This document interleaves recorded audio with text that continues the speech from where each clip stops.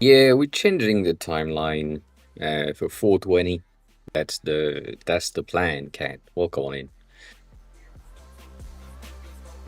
Trying to get like a bit more of the early morning US and obviously 420, but mostly I need sleep.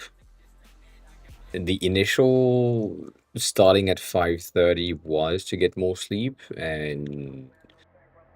and I do need sleep. So right now, starting at 4:20 means that I can sleep earlier, technically. And yeah, that's pretty good. Um, so we do like that. That's the plan. We have a ton of things in place today. I think we have a ton of things that won't work, but we'll see in a second if the things work. Cybersec, hi, walk on in. Good day. Good time zone. How is you? How's the day going? Morning going? Time zone going? Dang. Tony, hi. Walk on in. Yeah, it is, but I mean, isn't it a good reminder for you to close the laptop right now? You know, like at 4:30? And that seemed like a good time to end the day and then go back home. And then in like, I don't know, a week, a month, when I start at like 3:30, you end up the day faster, you know? I mean, it makes sense. It makes sense. Also, Kat, I have something for you, even though it doesn't really work just yet. But that was supposed to be your message. I mean, not that, but one second. Chris, hi, welcome on in, welcome back. How are you? How have you been? I forgot to press that button, so I need to have that on on stuff. It depends on the day, Chris. It depends on the day. Uh, I I am still faster in code than I am in design now, so I mean, not really, but kinda.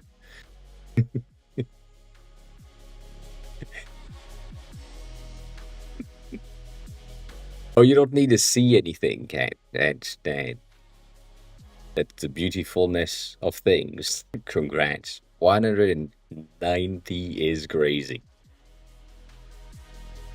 That is crazy. Let me see if it works now. Hi, gay. Yeah, that was for you, Cat.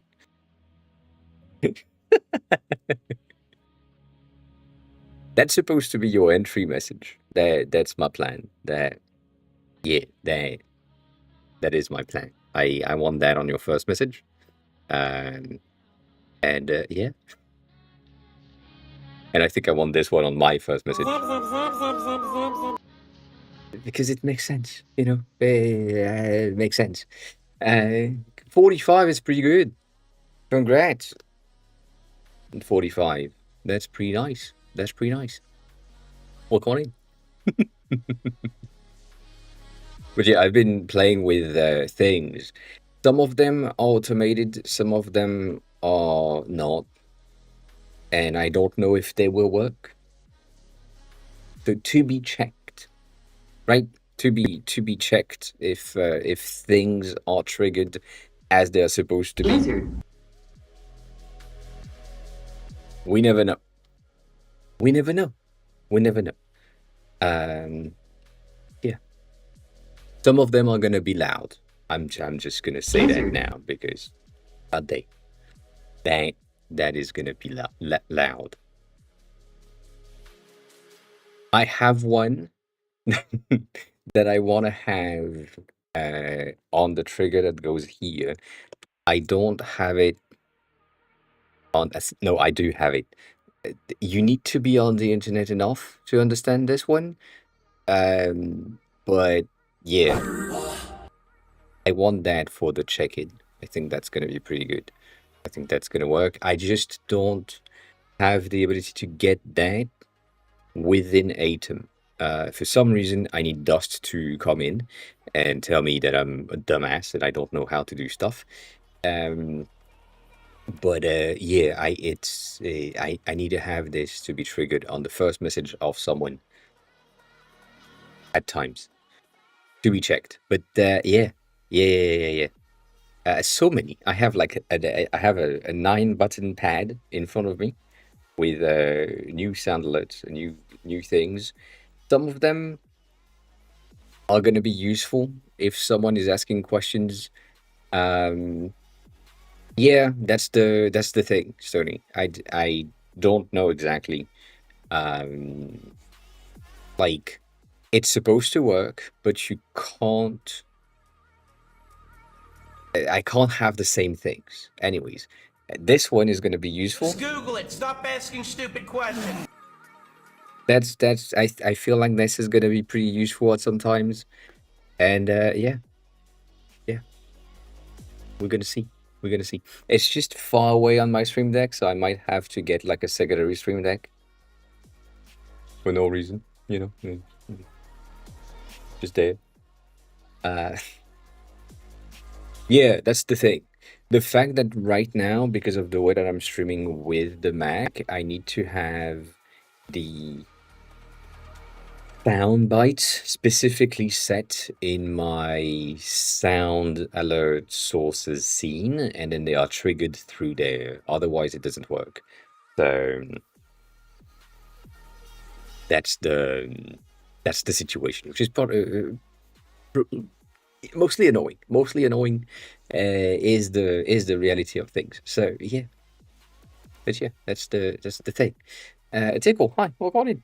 We have some news in the sense that this now has a magnificent app icon in colors because last time I was in black and white, and so you know that's the thing. I'm doing pretty good. And we have things working today. I'm really happy with it. So this thing has now some notification system, meaning that when I'm testing a perfume and it's my 2 hours check-in, I'm receiving a notifications. I have taken like screenshots and things. Um, so it's good. So I have a notification that tells me, oh, it's your 2 hours check-in. So it's opening this view, and then it triggers this so that I'm having like the sheets with the content and then the fill out right away. So that's really good. It does the same thing for the 4 hours and for the end of day as well. And then yeah, that's the main thing. It also is supposed to, but it doesn't really work. But it's supposed to give me a better message at the top, something that is a bit more aligned with the current weather situation. It doesn't seem to work exactly as I want it to be, not yet. So I'm gonna need to fiddle with that a bit more to make sure that it's like working. But yeah, that's basically where we are right now. Haven't worked on anything else. This is still shit. This is still shit. So far, that's it. But yeah, this one is pretty bad, specifically when you are in a testing session and you have like a perfume right here. The greeting message is just like one line, and I really want this to be not one line because that makes no sense, you know? So yeah, uh, that's the initial thing. The other thing, it's not really the other thing, but I kind of did something and I reverted it. And you can't really see that from here, so that makes no sense. Let me just become PowerPoint for a second, and and then show you what I'm talking about because it's going to be easier. Have a good meeting. Have a good meeting. So we have this thing which is taking the perfume name. So how is perfume name performing? After 2 hours is the notification we have in 2 hours. It's the also notification we have in 4 hours, but it's like reversed. So we are mostly doing natural language sentences for the notification. I think that's what I'm trying to do to make sure that we have something that just sounds human, as I can make it sound. It's a notification, so it's kind of weird and complicated. But yeah, that's the current set of things. And then the second thing is here where I can have things like this, for example, where the overall thing is first step, like first impression, and then personal thought in the middle, and then something else at 2 hours on the regular app. Right now I have like a third one here and the last thing. So yeah, that's overall a really good thing. I feel like it's going to be pretty useful. The thing that I will need to have, and I don't have that just yet, is the when you have finished, yes, your end of day last check-in of the day at the top. I really want to have a recap that slides in between the name and the timeline, so that, right, your first impression, first test session recap gives you like something that makes sense with what we can extract from this. That's the plan. As always, no AI stuff, just the thing that the system is capable of, and that's going to be pretty good. Pretty good. Um, it depends, and Chris, it depends on the perfume itself. Some of the perfumes that I have are really wild. Like, you spray it once and then your entire house smells like it. And others, like the one that I have today, which is this one, is I spray it in and then it fades really, really quickly.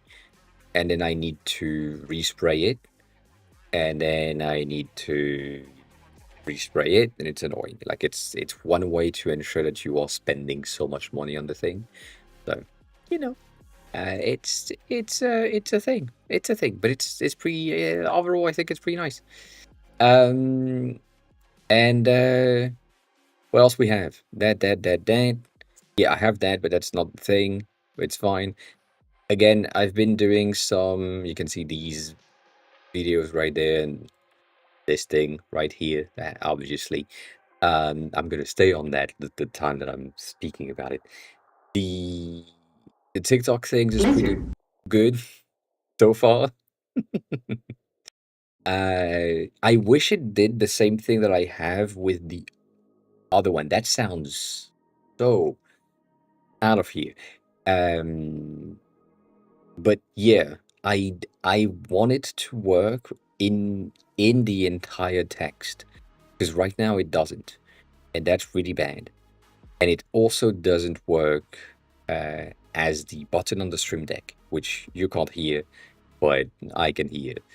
So I don't like this much yet.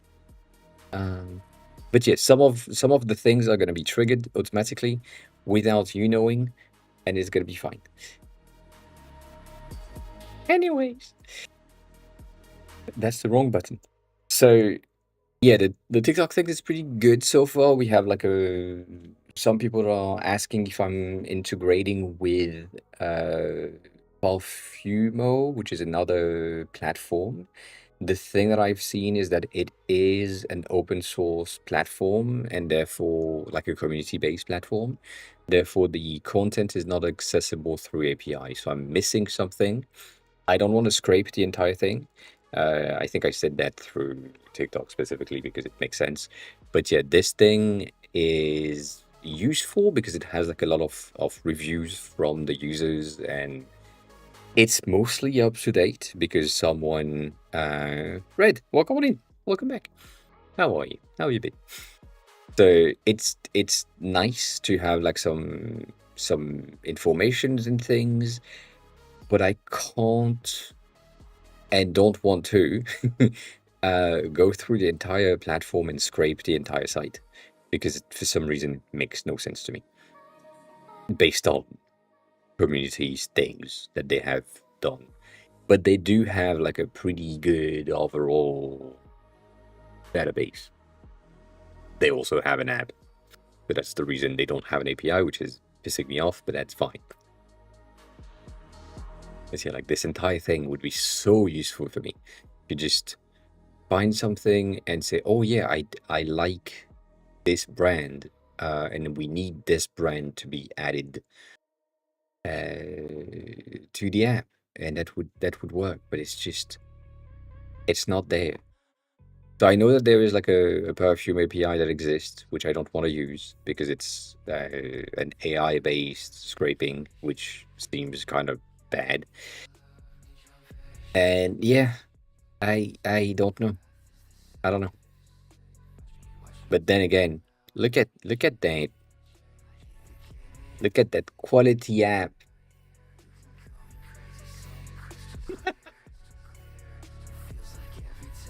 Oh, quality website as well.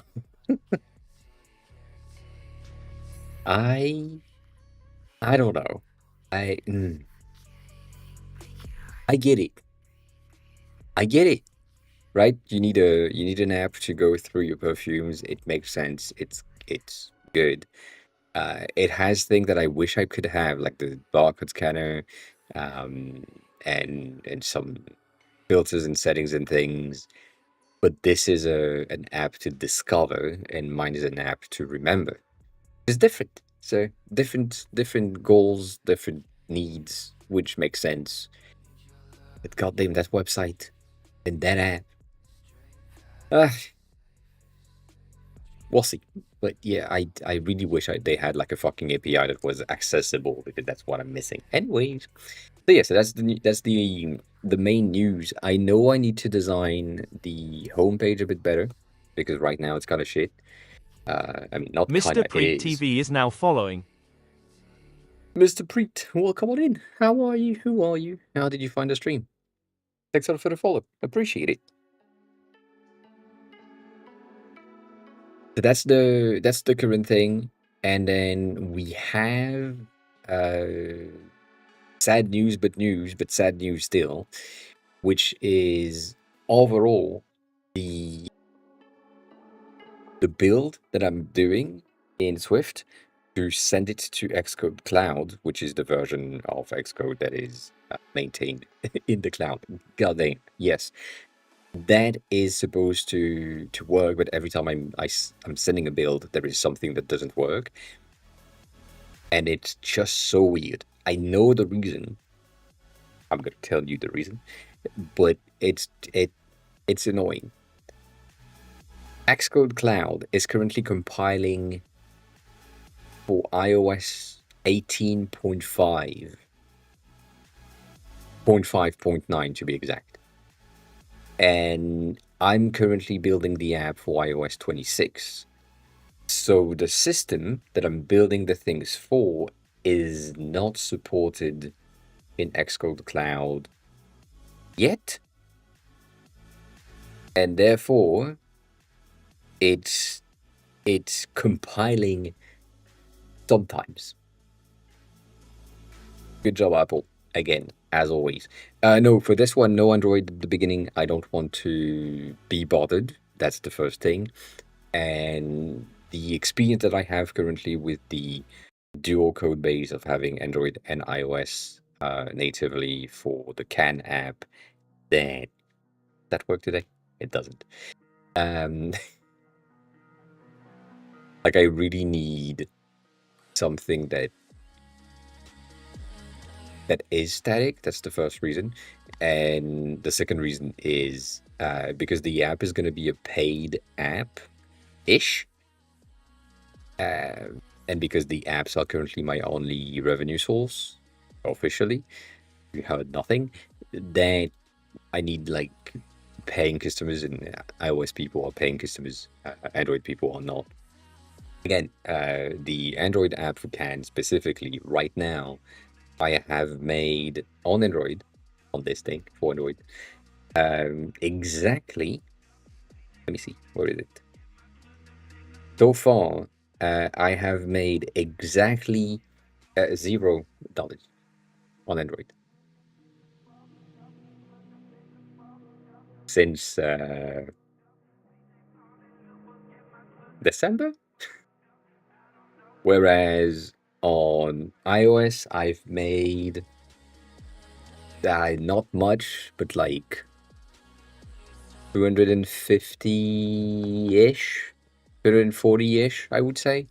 Overall in total, with like the recurring monthly subscription, the lifetime payments, and the dictionaries payment that people are missing that. So yeah, so far no Android, just because it makes no sense. And that specific app, because it's like gonna sound so bad. Because it's for perfumes and fragrances. Doubt that the perfume and fragrances people are Android people in general, specifically in the US. So we'll see. We'll see. But yeah, no, for um, this one is. Yeah, as a starting point, yes, probably. But no, this one is already on both platforms, and it pisses me off that it is on both platforms. So that's gonna that's gonna take a while. As I said last time being on Monday, you can see, and you can.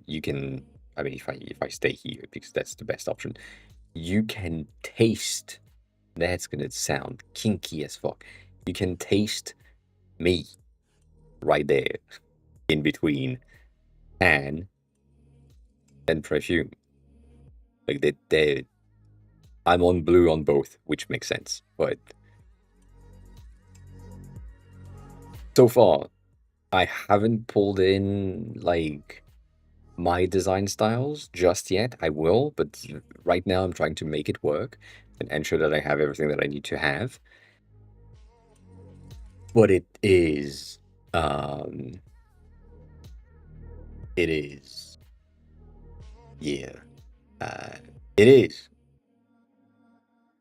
Right now, this thing at the bottom is the native iOS navigation glass thingy, so obviously it is kind of weird. The latest version is a bit better than the one that we had last week, but like that's where we are. So because I'm trying to use as much native as possible, it's going to be kind of weird here and there for now, but we'll see. Um, but yeah, this page specifically, the homepage, is the page that I need to work on a lot. And one of the things that I'm thinking about right now, while looking at it through the stream, through my computer, through things, the contrast ratio, the accessibility, and the things that you are seeing on stream is a bit wrong compared to what you have on display. As we talked about before, like this one, for example, you have some things that look better on on my phone for real than what it looks like here. Specifically, if I blind you for a second, right about here, like you can't see on stream the separation with the navigation bar and the content. I mean, you can, but it's kind of really complicated. On my phone, I can really see the difference. And then here, it's kind of broken because iOS 26, so that thing at the bottom just doesn't work. And it's kind of, it takes some time to just re-trigger and have the things. But overall, it kind of works. It kind of works. But there is like a ton of thing that needs to happen design-wise to make sure that I have the things.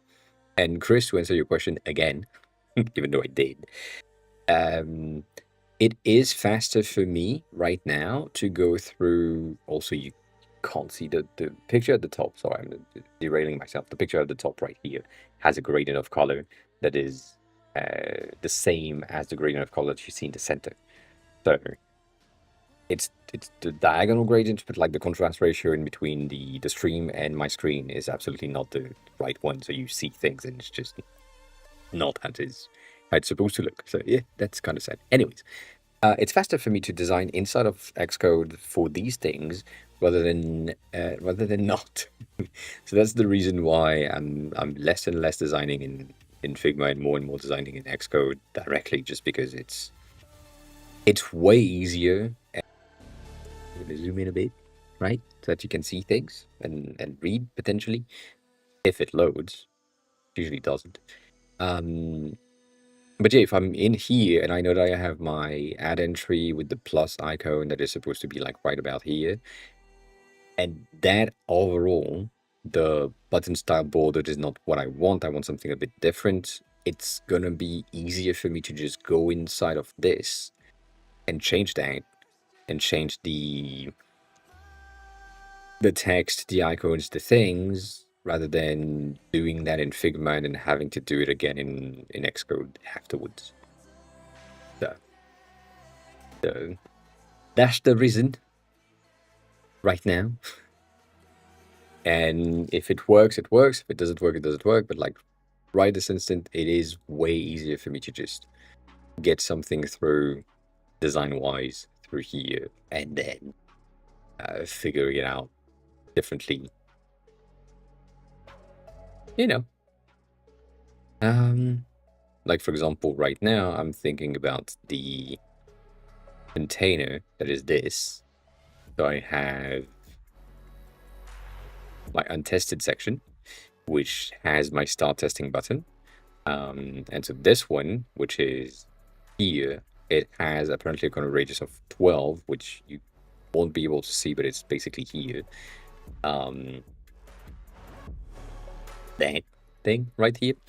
And it might be better if it was a bit greater than this and have like a full pill shape to basically encapsulate the button itself. Or not, I don't know yet. But also, right now, the button is the only thing that would trigger something. So maybe the whole card can become a button, and that might be better. I'm gonna need to figure that out at some point. I forgot if that is default at 16. It's not. But you know, that's the thing.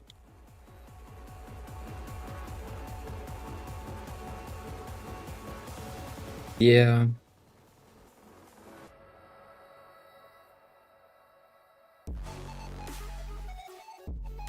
Overall, that's the situation for me. It's easier for me to go through that and just have fun with the content and make sure the design itself is just going through my system through the code rather than anything else right now.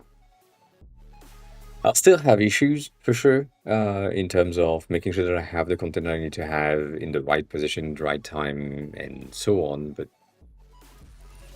for now, we're good.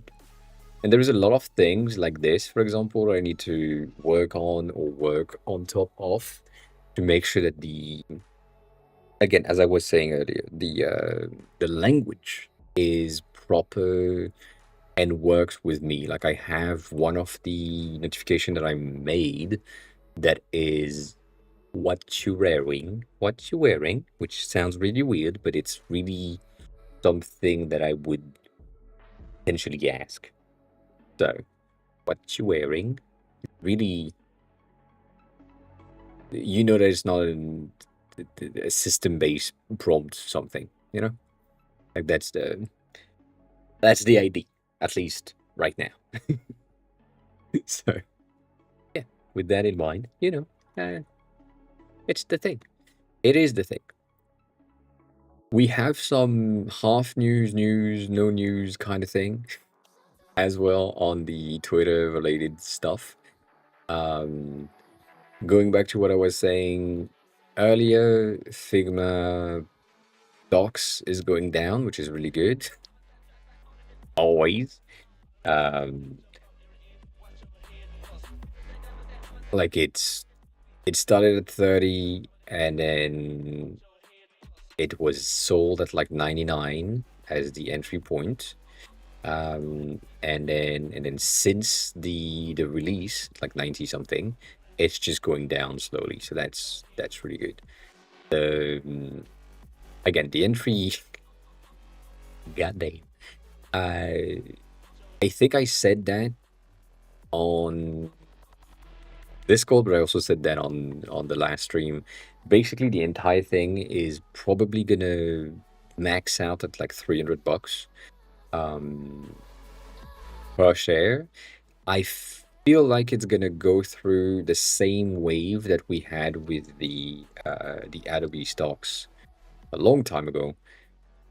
So it went up pretty fast and then just went back down. And I do think that we will probably have something similar where we reach like maybe 500-ish, 600-ish per share, and then go crash down to like 300-ish. So not saying that you should invest, as always. Adobe was like $20 in 96. So, you know, that's not even $10. But yeah, overall, I do feel like most of the stocks that we have happen are not necessarily good, and Apple is still struggling to recover, which is really sad. Yeah. Anyways, details, stuff. We've had some things that I kind of saved on the side, including, let me go back to the first one from Monday, including a lot of really cool looking apps, which I'm sad about. Um, I think, I think, I think that's where we stopped. Yeah, no, that was the stop. So the Twitch thing that we talked about, and then Dimitri has been doing more icons.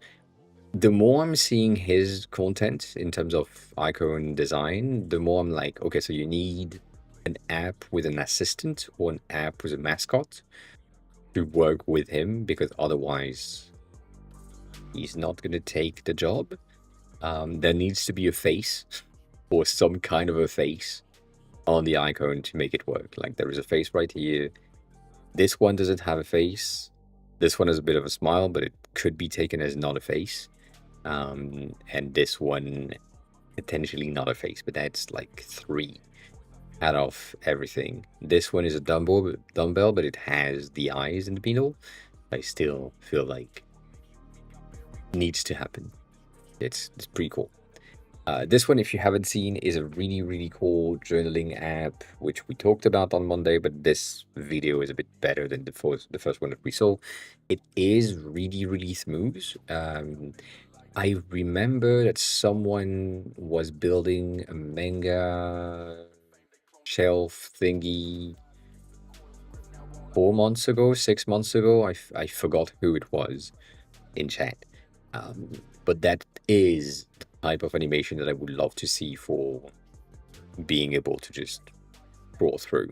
Not necessarily opening like vertically, obviously, but at least opening like a book makes a lot of sense. But the whole thing is really, really, really impressive. And the good news, if you are into journaling, which is not my case, but if you're into journaling, this app is free, which I'm blown away by the fact that it's free. But yeah, specifically because they have been working on that for the past, I don't know, I feel like they've been working on that for a year or more. Um, like the first, yeah, that's their fucking thing. Yeah, this is June 2024, so it's been a year. It's been more than a year. It's crazy. Anyways, that was pretty cool. And then we had other thing. This is something that I talked about before, which is enhancing your click through hitbox. So basically, you have your element that has a hover effect that showcase where you can click, which is the gray area, which I don't know if you can see that through the stream, but you might be able to.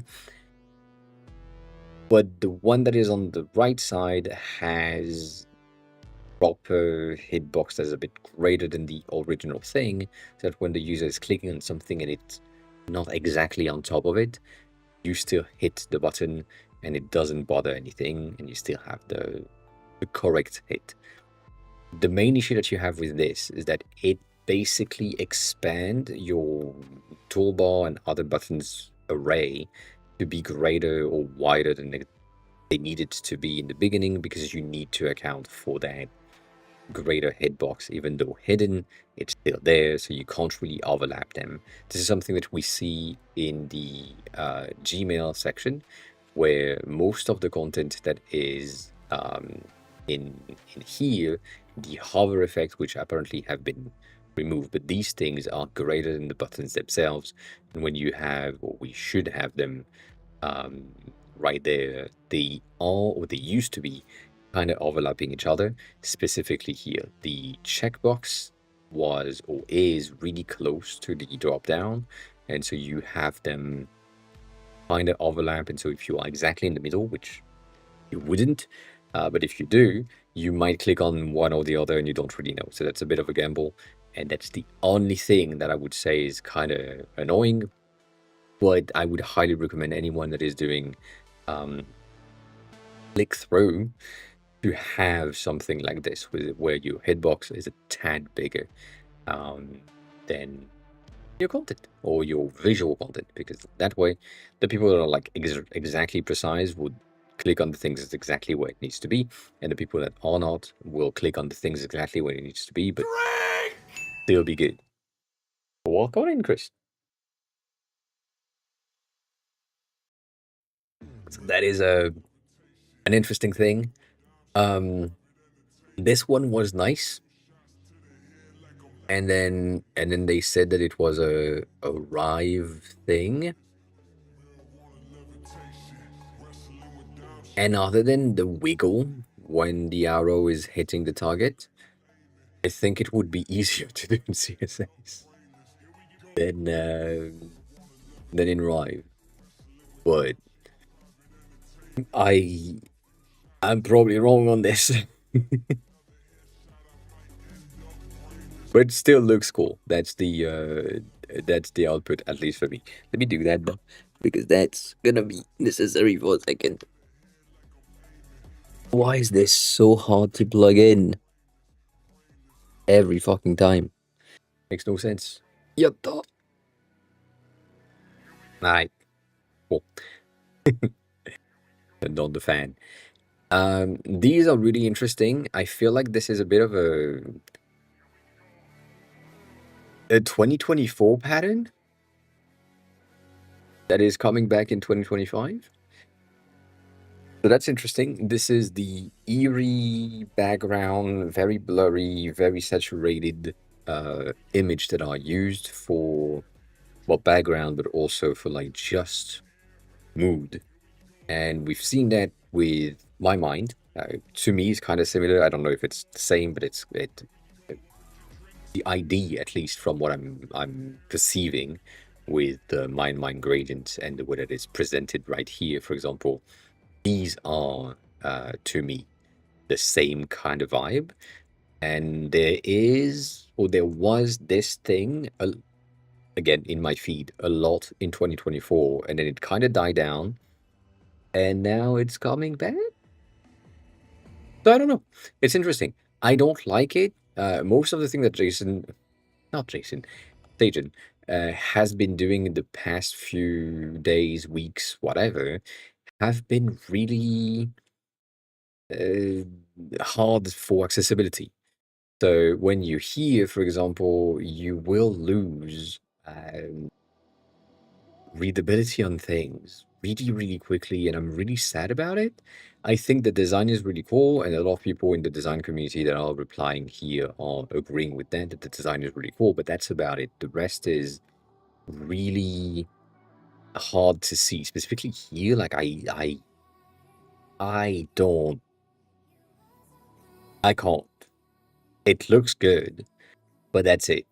And I feel like it's kind of sad. The only thing that I do like about this is that button that just says Yap. I think that's a great idea, and it's really in line with the time. So I do think that's going to be fine. But yeah, most of the thing that they have been building in the past few, I would say, weeks, have some sort of a similar kind of background vibe environment, where you can have things that just all these colorful pastel-y gradients or vibrant gradients here and there. And so that's, I would say that's a bit of a pattern. Again, 2024 pattern that is coming back in 2025. That's fine, but it's just something to keep in mind. We've seen this in the past. We kind of talked about it for some of the elements that have been created. I didn't know what they were creating, and now I kind of do. This is, and it seems to be the case for most of the people right now. I'm going to backtrack on what I'm about to say just for a second. Last 2 months ago, 3 months ago, I think 3 months ago, I said that every designers right now were building subscription tracking app or workout tracking app. And now I'm seeing journaling apps from designers. And this is another journaling app. So the one that we were looking at a second ago, these ones, Oriel is a journaling app.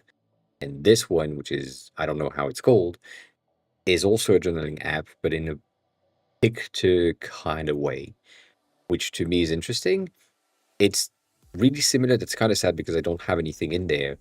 And I haven't been, god damn it.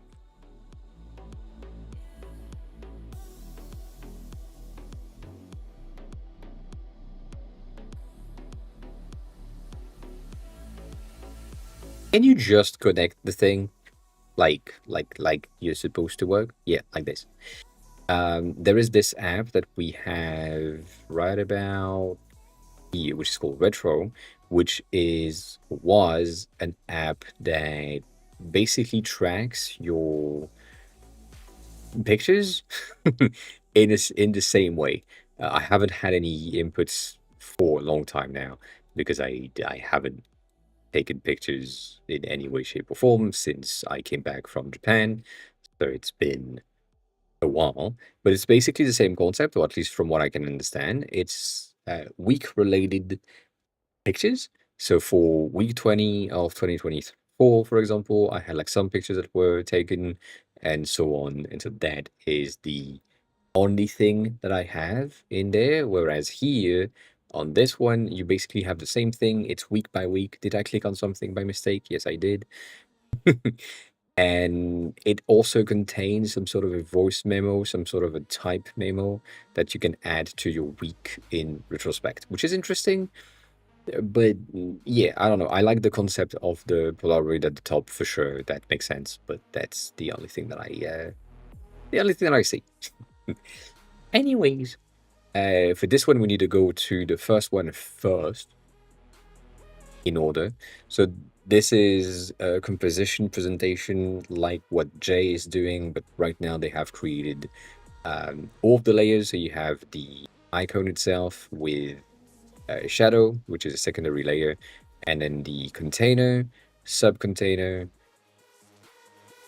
floor, I would say, and then the shadow, which is pretty interesting to me because the secondary container here, the second layer right there, has a shadow already, but they are adding on top of that or underneath that a manual shape to create that shadow right here. Whereas I wouldn't, again, personal preferences on this one, I would just use this negative spread to get this properly placed. But you know, to each their own. So that's the initial one, first iteration that they have made, and then the creation that we have seen is this one, which is basically the same concept with 3 layers, but they are rotating the blurred version of the background to get that effect of glowing colors around the button. I don't know how it looks when people click on it, because they don't have that as an effect in the video, but I think it's a pretty interesting thing, and it's also a good showcase of how easy it is to create something that looks cool without having to do too much code. Like in CSS, this is pretty simple. You have the same element twice. The second one that is on the floor is going to be blurred, and the one that is above is just both of them are rotating at the same time. That's your button. So, you know, cool stuff. Cool stuff. Anyways, Lenny, hi, what got it? Yes, you can. Obviously. How have you been? How's everything? This one is a really interesting glass. There is something that I like about it. If you look closely, you need to look closely.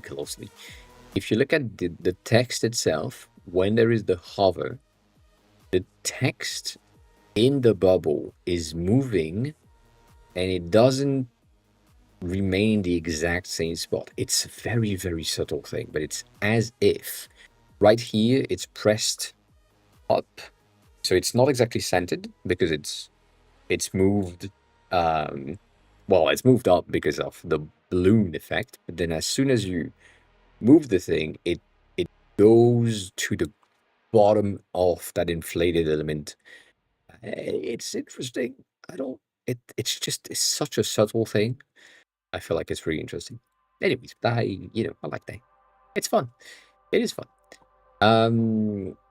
We had some really cool icons from Streamline Icons. As always, they are really good. I appreciate it. I will check that in a second. That are really friendly, really bold, and really colorful. I think this is really nice. I think this is a very interesting design decision and design direction overall that could be implemented in more tools and more apps to give them a bit more life. I would say it might be a bit childish perceived by some people, but we'll see. We will see. This one, and then I'm clicking on your link. I don't know. I have a bit of an issue with this one, mainly because I have a very hard time reading this. Not because of my dyslexia, but just because of how it could be interpreted. As in, liquid glass looks incredible. Dobbs, is it a positive thing? Is it a negative thing with the melting icon emoji? I don't know. And then you look at these, and I'm like, where the fuck is the liquid glass other than the button at the top? I don't know. However, I like the design a lot. I think it's pretty good. Both of them are really, really good design overall. I think I'm gonna get inspired, which I'm already having similar things, like my notes elements are kind of similar to this. So that's really the same thing. But like that's the design is good. Design be good, and maybe that thing is liquid glass. I don't know. Nonetheless, I like what they have done. That's the situation. That is the situation. What you said. Oh, this? That thing right there, I guess.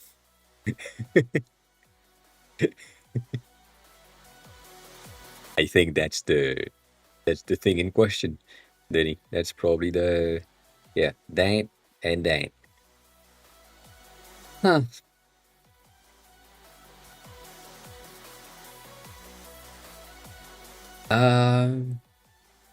I have plenty of questions. Do you really need to glass? Or is it just because it's the current trend and we need glass on everything? Like, is it necessary? Usually it's not. But sometimes.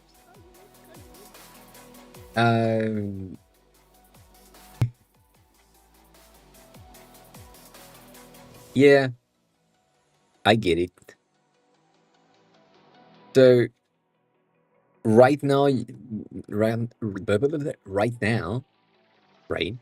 Your glass element here isn't glassy enough, and your glass element here is kind of weird. I feel like your selection is supposed to be like the full button, but it's just like you took the screenshot and it didn't. do it properly, which is fine. I don't. You click the button, cat. That's how you do. I can't show you, but then you go in your platforms and then you click the button and you're done. One button. That's all you need.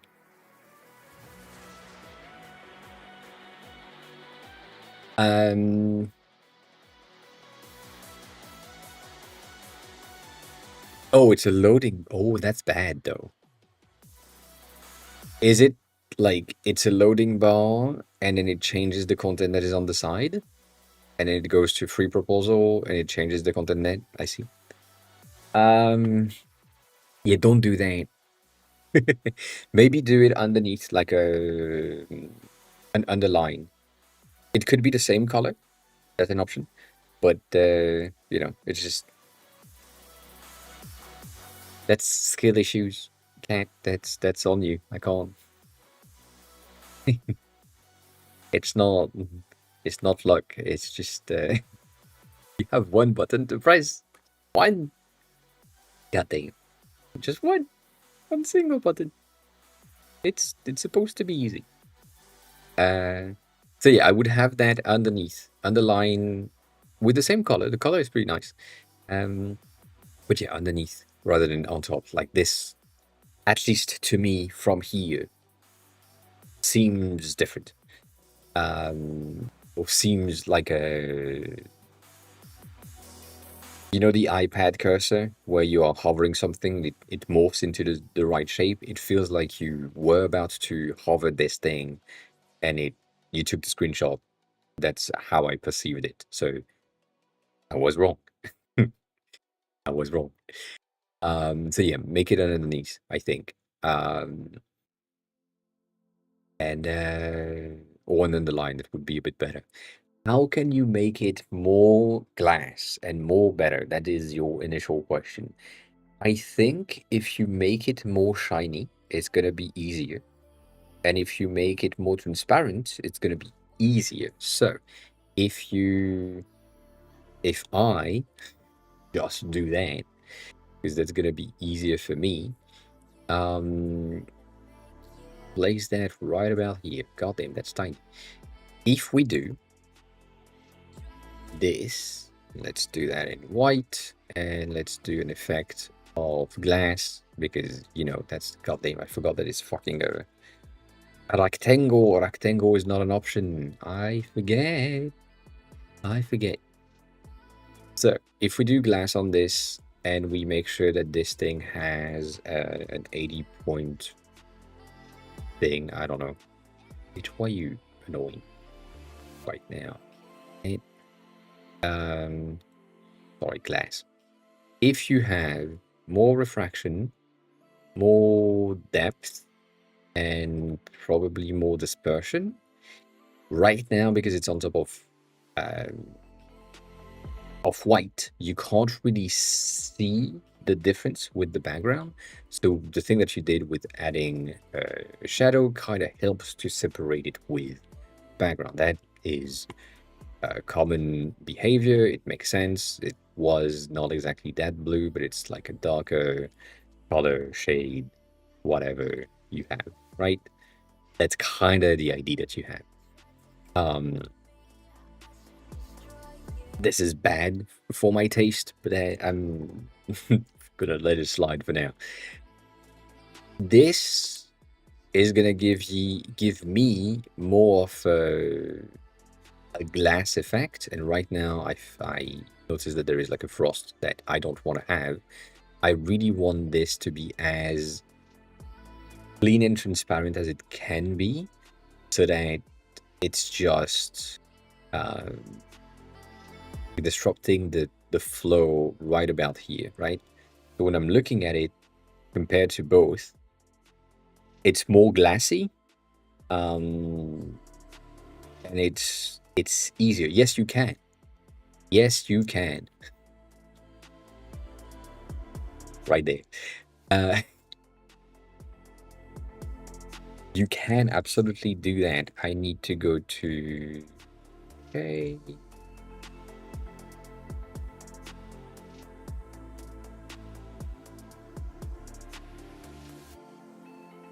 Jay has done it many times. If I go into that code pen, that's the wrong thing. Fine. In the creations, this one is the glass in question that I'm talking about. That right here is glassed, and this is pure CSS.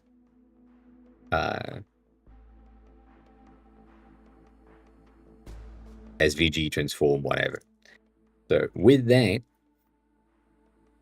you can 100% get your glass in order and get the thing that you want to have, more glassy, more disrupting, and so on. There are things that you can have, but in terms of settings and other things, but there has been like a ton of options. In the replies of Jay from that specific glass effect thingy, there has been another one, which we haven't really talked about because it's been a while, and it is where you at? It's the one that was like a bit of a tricky one. This one, like this thing is glass as well, and this is like pure CSS again. Jay doesn't do weird ass things most of the times. I mean, he does, but not much. But this is an option, right? It's oh god damn, it worked. It's all right. I received a notification, and the notification works. That's what we want to have. That's what we want to see. So yeah, so that is an option, and you do have the ability to get that. The way that is created, it is an SVG feathering displacement thing. I don't know the technical behind it, but it's basically SVG. SVG is supported by most browsers.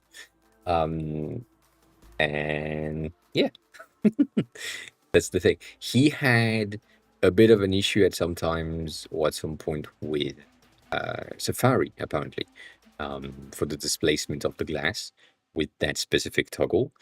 And then it was fixed, and now it's okay.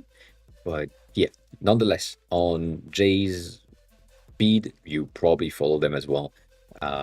You will have a good work time. Okay,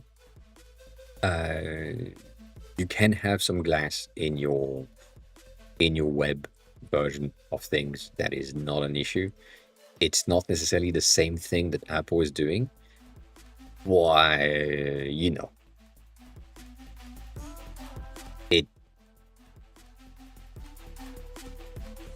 it's okay, right?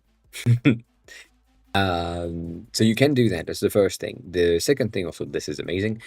The second thing that I'm seeing personally is that your displacement here is not realistic glass related, because you have darker element at the top when you should have your darker element at the bottom, or technically not even. You should just have them on the side.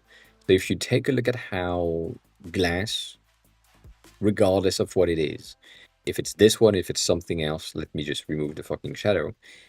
It does highlight something, which is my light is coming from the top. And so if my background is kind of darker, you can see the highlighted element. And right this instant, technically here, I want this thing to be at 0%, not like anything else. The darker spots on the sides and not on the edges. So you would have like this line basically being kind of darker, and then this one being highlighted because the light is going through the glass. So that's the perceived glass and how it's supposed to work if you just want it to be not transparent but realistic-ish. This dispersion and whatever that is way too much. If you just want something that makes sense, having the top highlighted in white, the center being like no highlight, and the bottom being light, that's enough. So if you just wanted to do that, again, I'm going to use like a very simple system. Let's use black at like 4%. It's not visible, but it's visible. And let's do that at like 80 points. So it's the same thing. If you just have a stroke, that sounds weird, and you make it white, pure white, you make it a gradient, and you ensure that the center is like kind of gray and the top is kind of white. And then you center that roughly.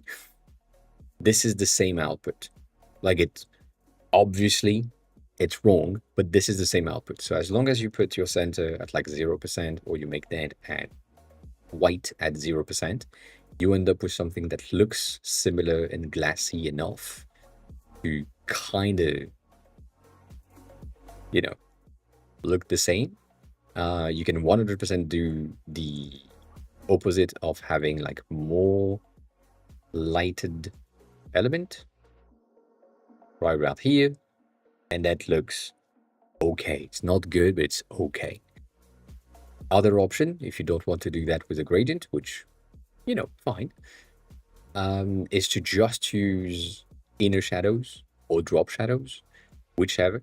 But if I'm just using this and one second, and then I'm adding an effect of inner shadow, which is going to be a Y of 1, a blur of like 1, maybe, and then the color in white and 100%.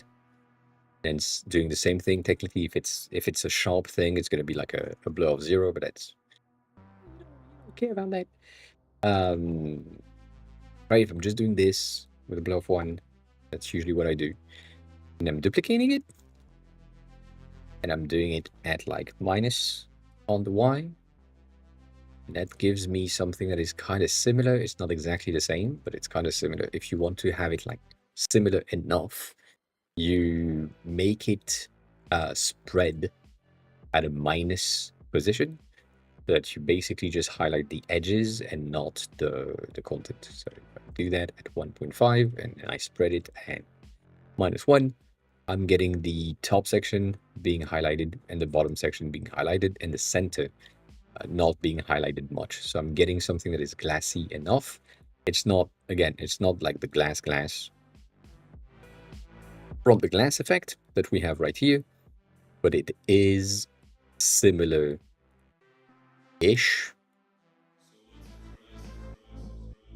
to give you like effects. And it kind of works. Like these things, this one is disrupting the background because it's the glass effect from Figma, but these two could as well have like an effect that is just a background blur with a blur of like 1 or blur of 2, and you just have a smidge of dispersion, and that's it. That's a glassy enough effect. But you know, these are options. This one specifically, the stroke is basically just white at 100%, white at 0%, white at 0%, and white at 100%, so that you have your center being absolutely transparent. And because your glass is darker, or more technically, because your top and bottom sections are lighter than the content, the element that is in the center that is transparent, fully transparent, looks darker. That's the reason why it looks interesting. But like here, this is crazy. I don't mind it, but yeah, that's an interesting situation. But yeah, that's the thing that I would say. So for these elements, that needs to be more in the center, and you need to highlight the edges of your containers to make it make more sense. The thing is, you have drop shadows that are not necessarily gonna help you understand what things are. So you're probably gonna lose some context, and it might be better to have like a background that is a bit more darker or a bit more busy, so that the glass effect takes an effect, and it's understandable that, oh yeah, that's glass. That makes sense. That I get that this is glass. Because otherwise, right now, I'm just getting this, and this is like your size is like 12, I guess. Let's say you have no refraction and no depth, and you have a little bit of dispersion, but not too much. If you look at it on a spot that is kind of darker, if you have a spot that is kind of darker, you don't. Like the only spot that is kind of darker is your drop shadow right here. The entire thing that I'm seeing is this. It is lighter, and this is lighter. The rest is not showing at all. So it's really, really hard for me to figure out that there is something about it. Also, it's really have no frost, but still wants to frost stuff.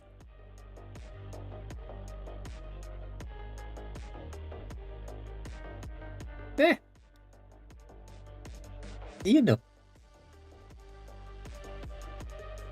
That's I would say that would be my recommendation. The thing is, you won't really benefit from glass and glassy elements if your background is white. That's a bit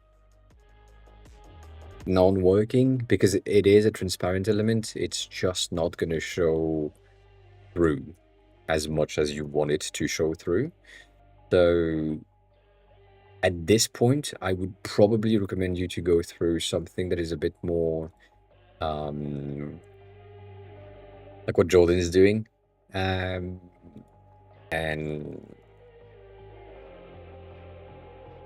why did I press enter?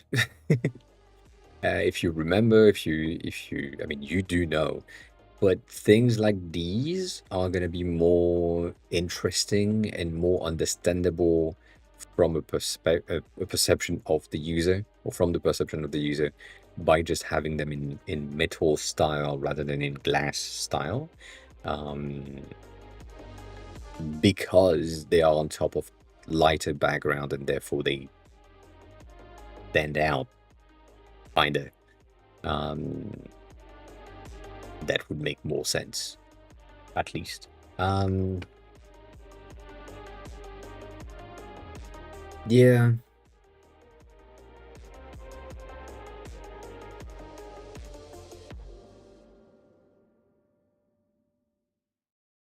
Yeah, you could.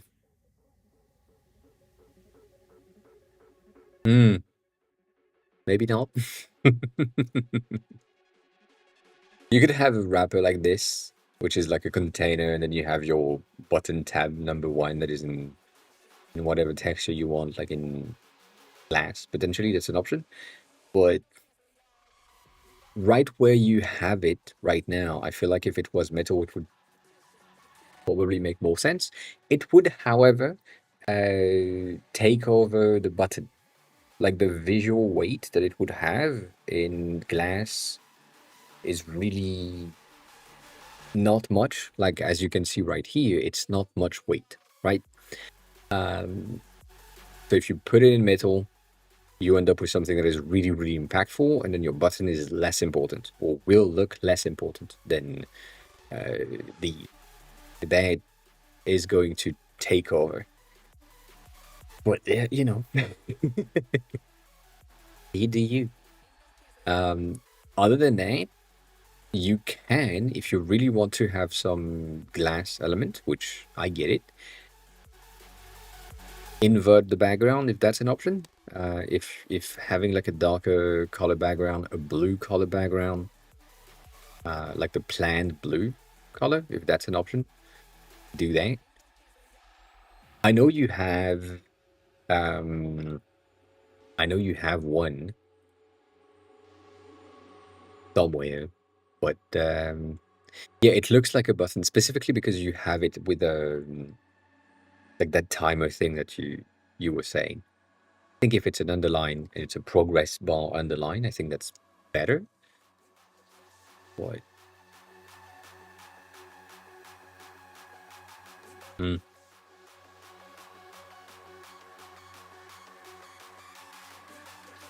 But then again, the glass effect and the metal effect are very much the same. They are very much the same. God damn it, was the wrong thing. And the one that we saw earlier from Jordan, where is this? Where is this? It's been a while though. I know we have seen it at the top, but it's not the one I have in mind. But I'm gonna just scroll back up because that makes no sense to do this down, to be honest.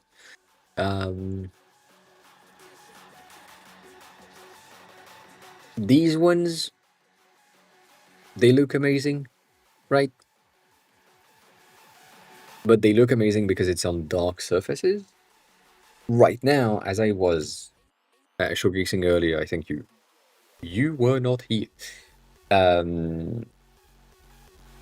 In terms of, oh, I should do that. That would be much better, much faster. Here, because I'm using the liquid glass thing for the new app that I'm building, on light mode, the navigation is kind of shit. If I go into dark mode for this, making sure that this is triggered properly, the navigation we have, the separation and the highlight and the things for these elements make a lot more sense. And even though they are like just the basic liquid glass thing, it kind of works. Like these buttons, even though kind of weird, then that's really bad. I forgot that this was the thing.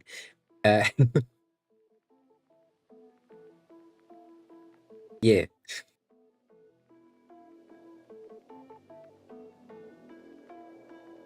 that the glass is going to be good or better depending on plenty of things.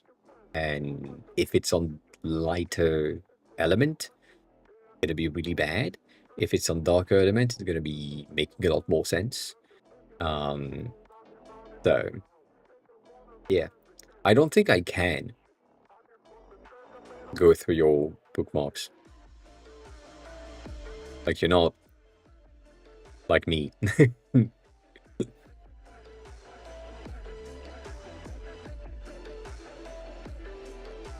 Right? I don't have bookmarks.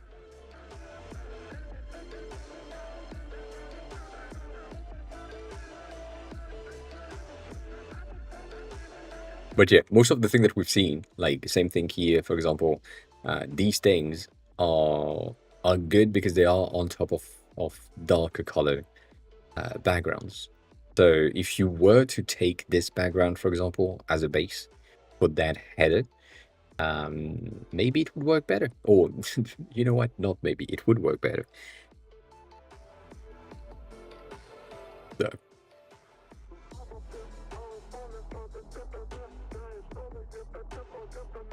yeah, I think that makes more sense, at least from my point of view. That would make a lot of sense to change the textures, the effect, the things. I would say, again, this is a very personal thing. Instead of having it raised, I would have it recessed. Right? So for here, if I'm just doing that the proper way, or at least my proper way, I was right before. That's your container. I think with the screenshot that you gave me, it's a bit of 12. Instead of having that shadow, I can't really fix that shadow. I would use this color and then make it like a tad darker or something. and then play with its entire thing. Let me see if I can just invert it.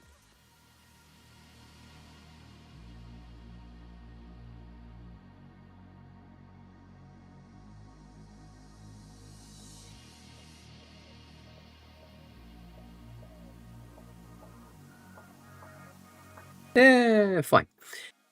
It's gonna be enough. So if you had this with like a recessed element, and that color background thing needs to be like kind of bluish to keep the same color scheme, whatever you want to have. That at 4 is pretty okay. If we had it like at 12, that would be an option. And then if you had an other inner shadow that you put at the bottom, this one, with -2, you make that pure white. Right, that would probably just highlight the edge itself. -2 might be a bit strong, but it's like it's a recessed element. It's right there. You would have your tabs with, I would say, again, that's a the me thing, but I would have like this probably.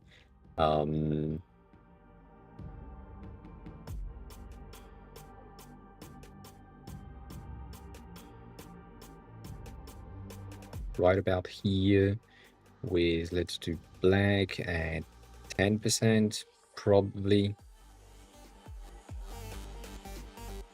And then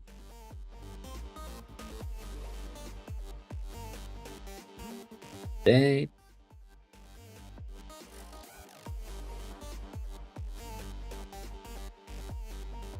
I'd do something like this potentially, with my slider that would just be like reaching the line where you have your divider and then moving to the other one. But it would be recessed and inside of the landing page itself, so it doesn't really impact, or it is impacted by the content, but it's not that impacted. And then your button would be the prominent thing, because that's what you want the user to focus on. They want to, or you want them to click on the get started. Even this is kind of strong, so I might just do that, to be honest, to make sure that it works. That kind of makes sense.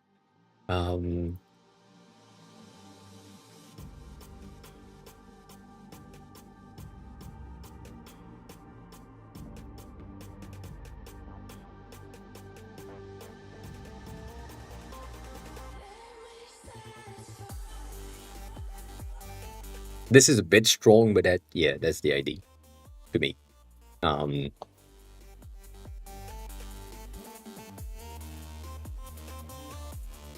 It could be a simple tab. I do feel like it would make it better for you to not do that. Not be as simple as a simple tab. But,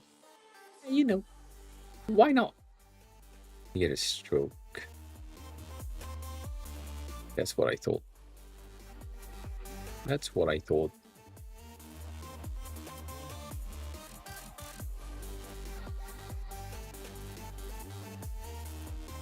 Bit of an in weird situation. But yeah, that would make more sense to me. Just to get that element recessed, and then you have your button that is forward to the user, and you have your progress bar per tab. Just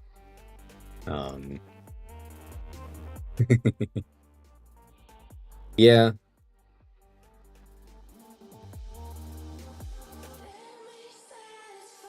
I don't know if you would remove like the background fill.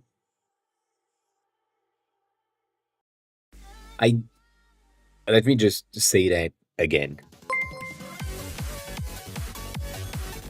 TG_Khalil raided my stream with 20 viewers. Yeah, welcome on in. Thanks a lot for the raid. I hope your stream was well.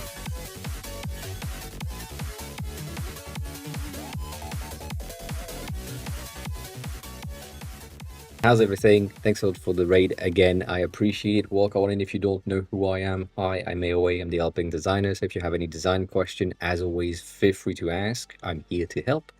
But yeah, I hope the stream was well. I hope the thing is good. If you need a rest, I know that you usually do. Please do so. If you want to stay and ask questions and stay there, we're currently talking about design and stuff. And yeah, enjoy. Ask questions. Walk on in, as always. Right now we are discussing a situation right about here. So this is the current state, I would say, of the element, and right there, and I'm proposing the opposite, which is instead of having it raised up, I'm gonna raise it or recess it. That's the current concept, current idea. Raid and run. Have a good raid and run then. Take care of yourself. I do like it raised, but it doesn't make any sense for the glass effect. That's the thing. I think the recessed is gonna give you a bit more separation in between the background and the content, which would make sense. But then again, I'm gonna say that you don't have anything that is recessed in your app and in your anything. So, you know, like that's a thing. Athenita, hi, welcome on in. Welcome back. How have you been? How's everything? The other thing that I was about to say is if you have this and this is your like this thing is currently loading, whatever. Probably somewhere around here. If the element starts right there and I'm seeing it progress and then it basically stops and then continue right here, I feel like that effect that I was talking about doesn't really apply. Like it would be annoying, or it is annoying for me right here because I don't see the animation in the transition. But if I see the animation, I think it's gonna be good. Or it's gonna be okay at least. Again, the thing that I just did right here, right, to recess it, you just need the opposite to raise it. So the drop shadow that is currently white, if you make it black, is gonna be raised. That's the easiest thing. The inner shadow number 1 that is currently black, you make it white, and that highlights the top. The inner shadow that is currently white, you make it black again, that darken the bottom. An inner shadow that is currently black top, you make it white and you make it 100%. And now your thing is raised from the floor. That's how easy it is. You just need to make sure that this thing is like 16% instead of being anything else. But yeah, like that's your initial thing to get it raised from the floor and not really bother anything else. Right now, that drop shadow is way too strong and I don't really care about it, but that's the situation. The rest is kind of complicated, right? The think metal is an option, but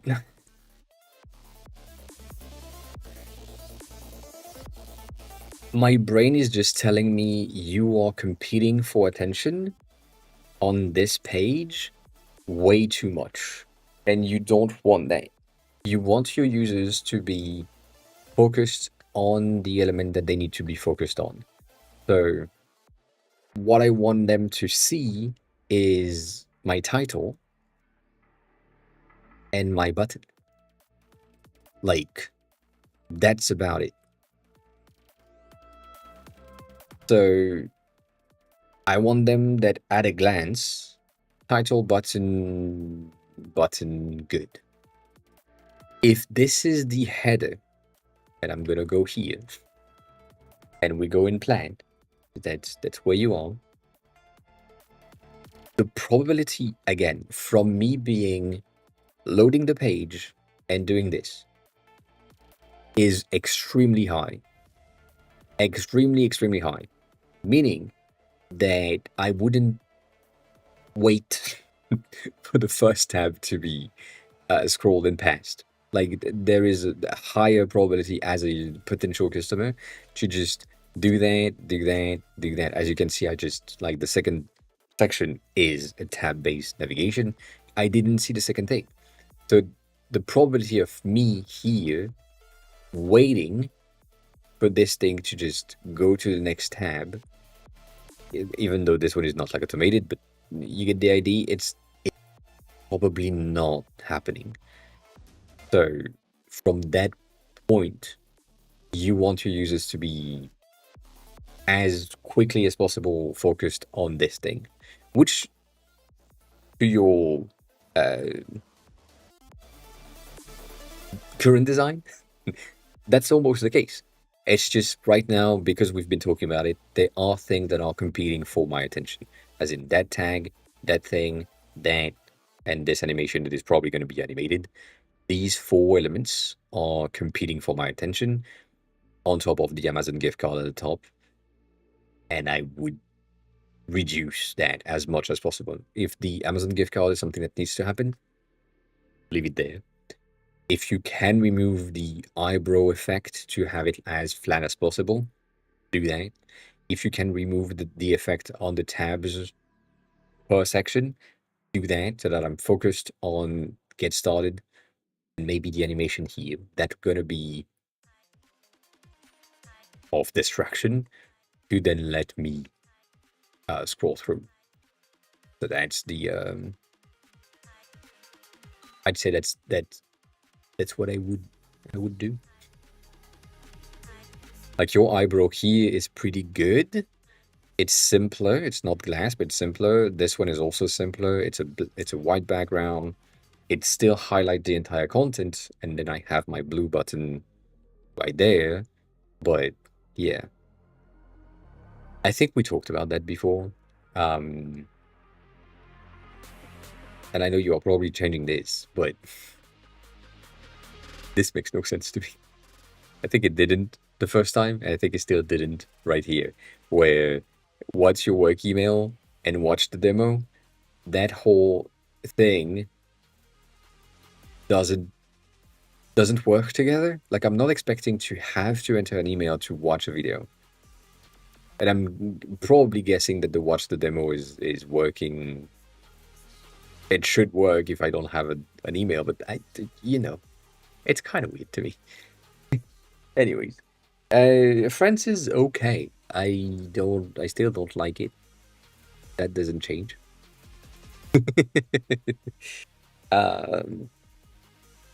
But yeah, I had like blood drawn today, which is, I mean, you probably can't see that. I have a bit of a red dot on my arm. Like that happens every 2 months, and yeah,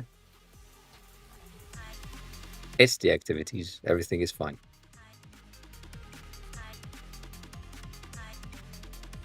I think you're good, Denny. I think most of the things are most of the things are good. So continue on that direction, and then when you have some things, feel free to just send me another version to check. But yeah, have a good meeting.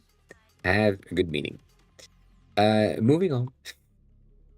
Moving on to other things. This one was really interesting to me as a concept. This is a world clock situation where you basically have the hours needle that is placed wherever. So I feel like it's interesting. The animation itself is interesting. And my brain went into something really different when I saw that. As instead of seeing this as a clock, I saw that as a calendar. I thought in the beginning, before I read anything, that these chips, capsules, things were events that were happening at a specific time of day. And then it moved, and I was like, what the fuck is happening? But that's basically the thing. So in my head, I have a feeling that some people have a circular way of calendaring their thing. We had that discussion in the past. And some people have like a circular calendar, some people have a vertical calendar, some people have an horizontal calendar in their head. That like their time perception is different. Nonetheless, this one is pretty interesting and could be really nice for a circular calendar. You have 24 hours in the day, and then that means that you would probably have most of your things around here, in between like the not the three, but like roughly in between like 5 and roughly around here. It doesn't matter. But it might be interesting to have like a circular calendar. Anyways, it's just a good content, good ID, good animations. Moving on. Parker has said something about the tinted liquid glass should be the future of user interfaces on Apple platforms, and I disagree so much. Most, and I mean, the reason why I'm disagreeing with this is because it looks like shit on every current implementation of the colored liquid glass. So if you go into who is doing this right now? I think I think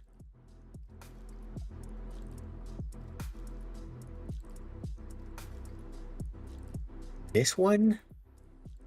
Interesting. That's new. No, not this one. I forgot which one it is, but one of them is giving me a lot more selection validation at the top that is just a blue thing, and it makes absolutely no sense. It looks like shit, it doesn't help, and it breaks my immersion in the app. These are the best case scenario, but then when I look at them, they don't look really good. And the one that was presented in the video itself from Apple was really interesting, good enough, whatever. Specifically, the one that took like the entire bottom of the app. But like things like this, I don't think it's readable. I don't think it's accessible, and I think it breaks the immersion of a lot of things. And yeah, I don't know. We'll see. But that yellow, mm-mm, mm-mm, no good. No good. This one is really similar to the one that Jay has done last. Bucky's is far away now. And you arrived too late. Too late. He's taking a shit right now. That's what happens. That. What's happening?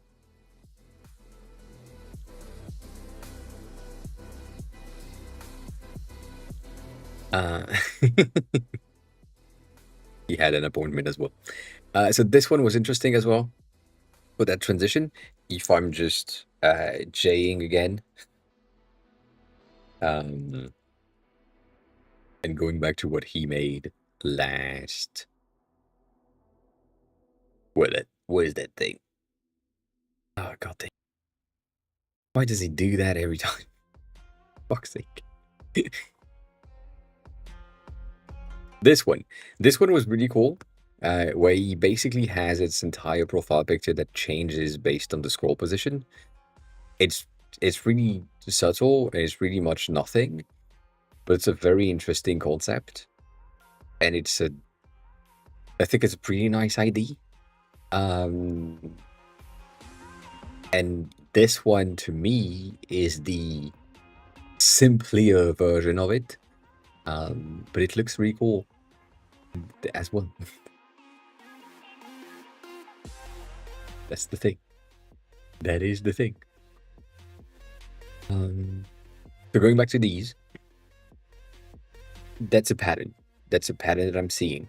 A lot of apps right now are looking like this, and mine included, where we have a dark mode that has a bit of a glow of color at the top, right? So not not free of charge. Really similar. And so this one specifically is taking like different, has a yellow one because it's yellow right here. It has a green one, I think, on the other one because it's a green statement. And I am taking kind of the same thing. What I've done on the new app is instead of having at the top, I'm having it at the bottom. It changes. But also I'm having it change color based on the content of the collection that the user has. So if the user had like more stuff, less stuff, whatever, we would have different colors, different outputs on this gradient. Right now, it's broken. But yeah, so this is, to me, this is a pattern. It's been popping up for a while, and they have shared like other similar situation. And it is subtle, but I feel like most of them are here, like very much this section and nothing else. Whereas for can, for me, I'm going to the center of the screen. And for the perfume app, I'm getting a radial gradient, and I'm getting from the very 800 pixel here to way above. So it takes a greater gradient. Yes, a bit further down. I feel like it's better. But this is a pattern. It's been growing for the past year, I would say, and it's mostly visible on dark mode, which is, you know, it is the reason. On light mode, you have a bit of a similar environment, where, you know, things are there and it's just a subtle thing. It's nice enough.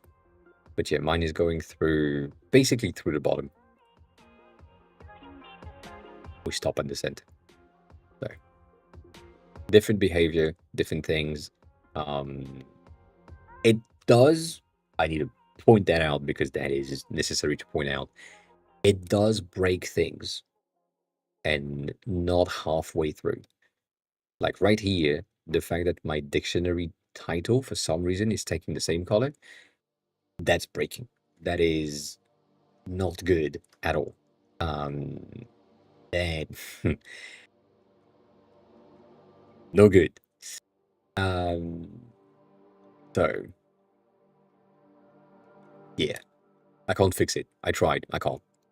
I don't know how, why. Also, I don't know why the app crashed, but the app crashed apparently. Update.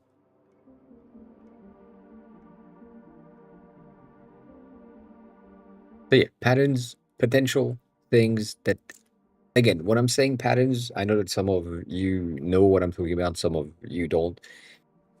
Patterns that I'm discerning and figuring out that it exists. I'm saying this because it is something that the designers that I'm following are doing, which implies that the output is going to happen next year, at the end of this year, where the dev teams that are related to these designers are finally implementing things in there. So yeah, goddamn. That is not what was supposed to happen. I think your calculation is kind of wrong, Tony.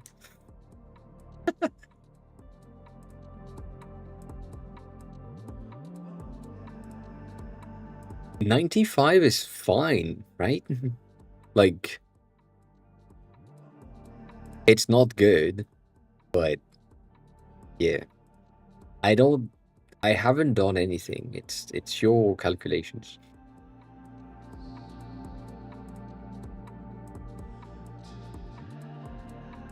I see. This one was really good. It's an art piece, and it's really simple, but it's a very interesting piece. I like it a lot. I like everything I'm seeing, where this could be like a full match, where you can kind of follow the path of things, where things went out, where things went in. who won, who lost, and so on. So that's I don't know. I liked it. That's it. It's a very nice piece.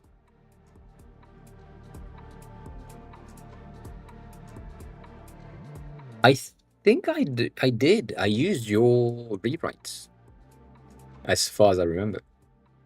But then again, I don't remember much, so you know. This was interesting. This is the equal mine one, which is a square phone, and I don't hate it. I think yeah.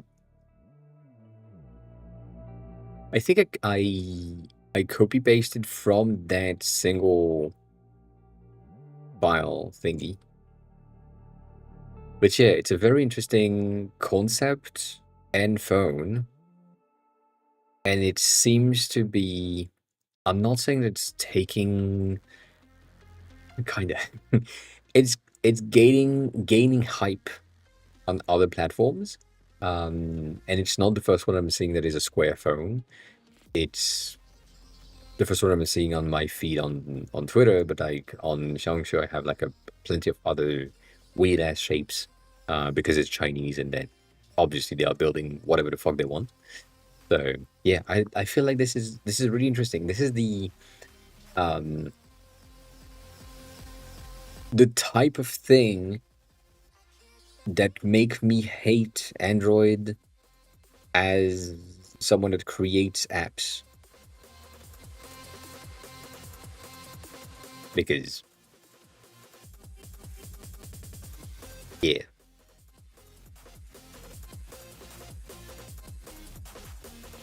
that's bad. Is it the capital C that did it work? It's a crazy. That is interesting. Yeah, probably. Caps things. Um. Anyways,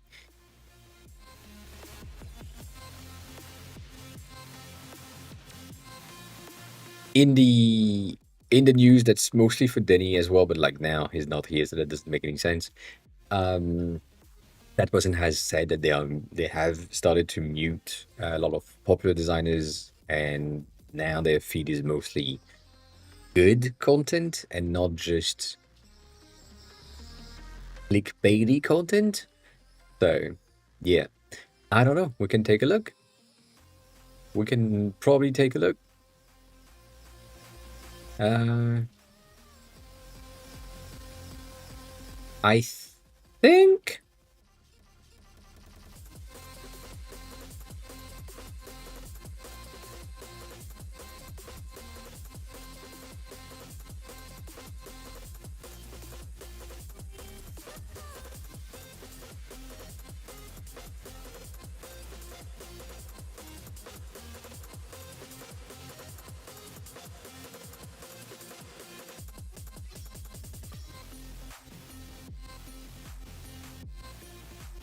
Think you did.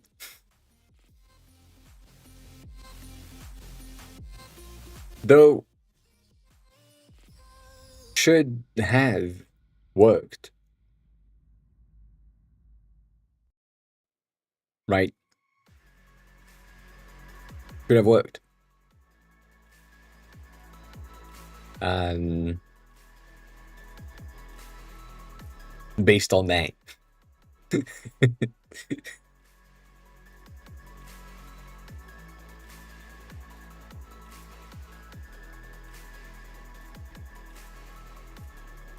Just like that?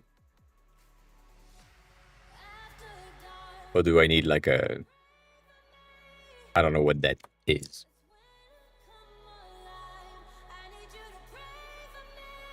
Hmm.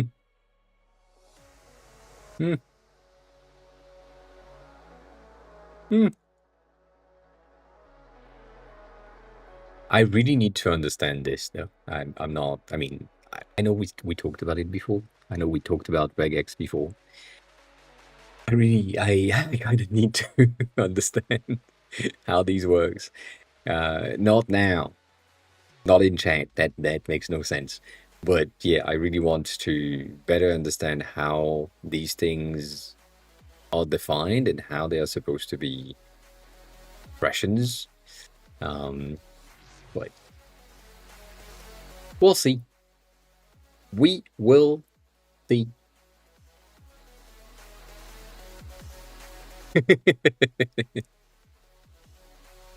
Well, that's good then. That's good. Maybe on the next stream we would have a check that works with the lowercase c. So yeah, that happens. That was pretty nice. We've had this one that made me laugh.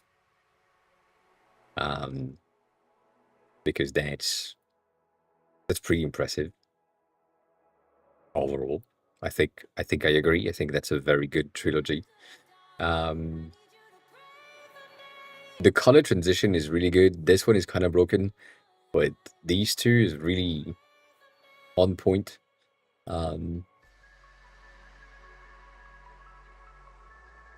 the fact that you have Heimdall right there with the Marvel things, I think that's a pretty nice, things.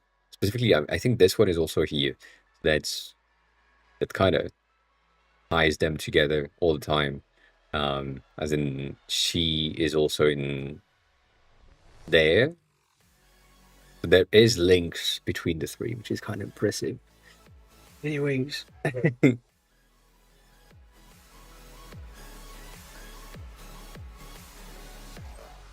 Yeah. One or more digit, that makes sense. I think that's the one comma. At least from what I understand with the fucking thing. But yeah. We'll see. We will see.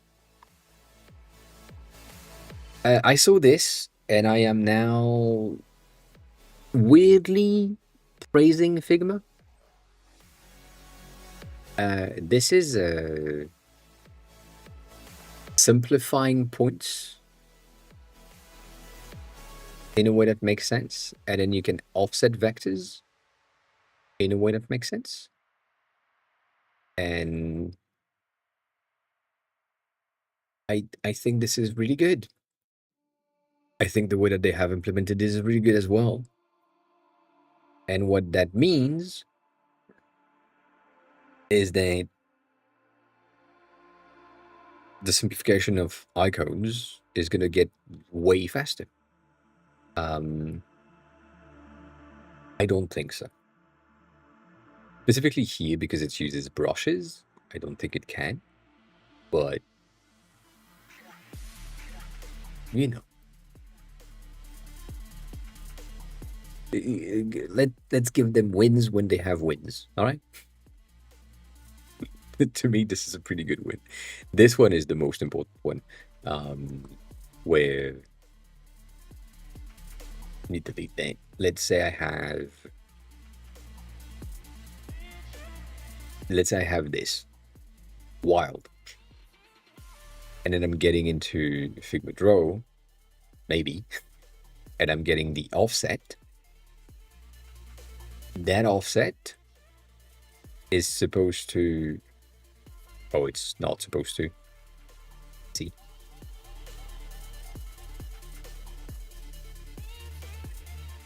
Why is it infinity now?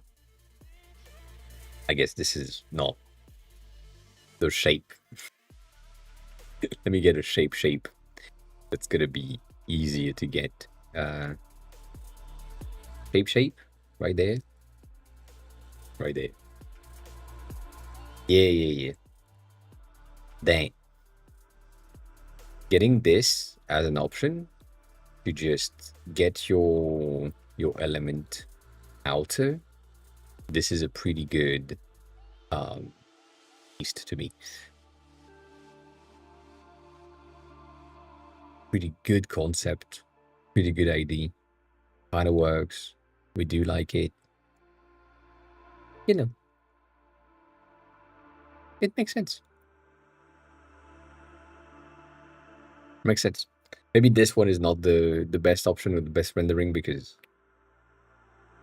yeah. But like for example here, instead of having that as a stroke, I could potentially do that as a simple outline thingy, and then that secondary option is gonna give me more or less blob, which I think is pretty nice when you need to fill more place, more shape, more whatever.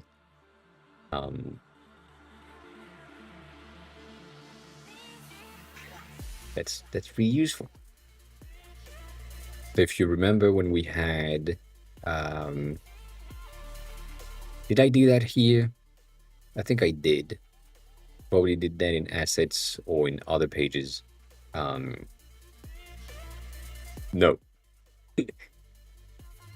No. Like here, for example, we had to create like a singular shape behind it that was a combination of everything, whereas we could have just taken this thing and added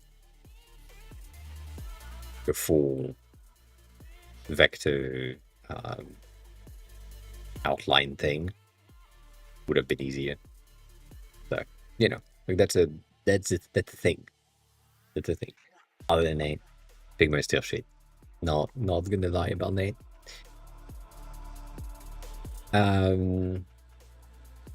This one is really good.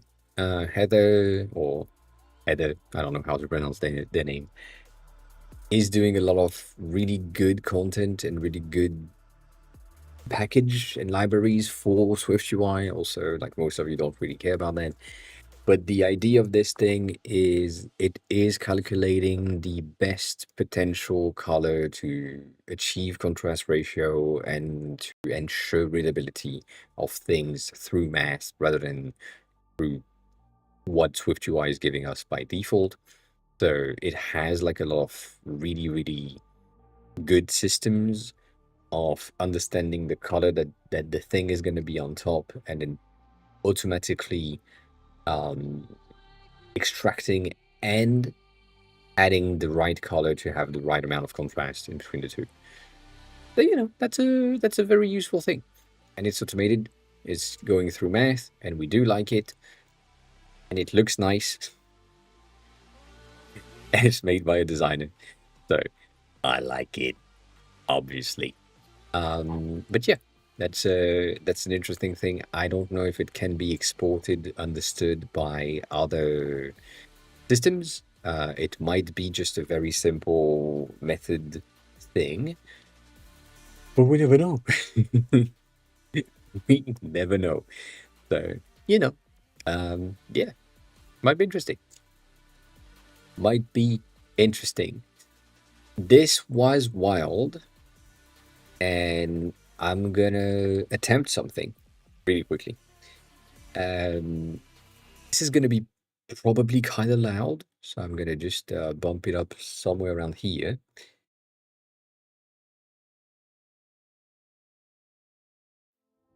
You tell me.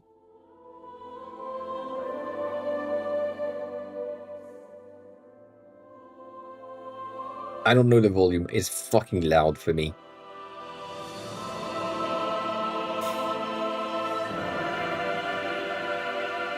This is AI generated by 11 Labs. This is the orchestra one, and they have like a ton of them. Luna llena, no me mires así, que tu luz me recuerda lo que... Most of it is pretty impressive. Obviously the presentation is really good, and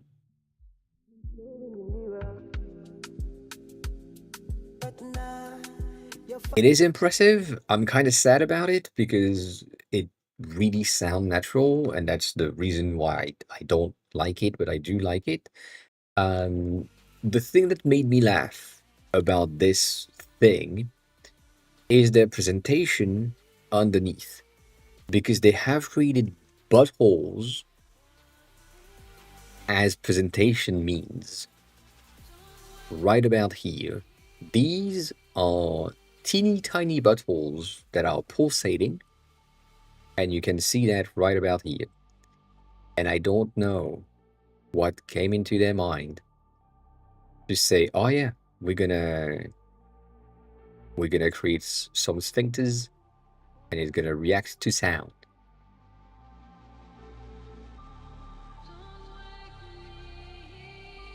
Everything is just a fucking anyways, most of it is really good. The creation that they have, the system, the tools is okay. It is costly, as they always do. um I don't know. I don't know. But yeah, the thing that I did this one earlier to check and see how it was sounding, and this is probably gonna be loud as fuck though. Uh, I don't remember having volume control on this. Now that I'm thinking about it, yeah, I don't think I have volume control.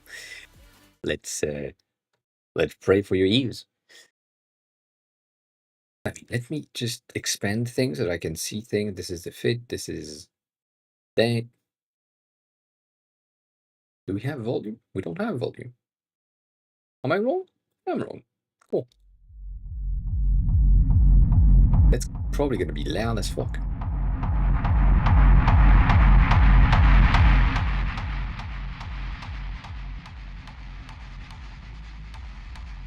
That's obviously really dirty and really.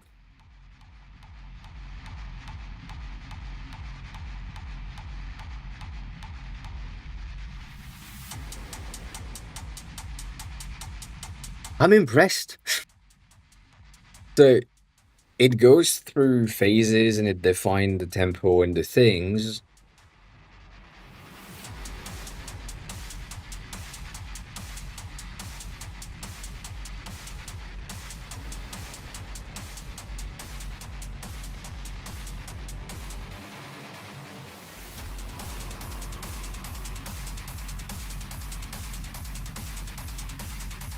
I can't share it. I sadly cannot share it, which is really, really bad because it sounds pretty good for me. It should be longer because this is just a 1 minute thing. I don't think you have access to it. That's the thing. But you know, maybe I can. Maybe I can. Yeah, I can't really give you everything.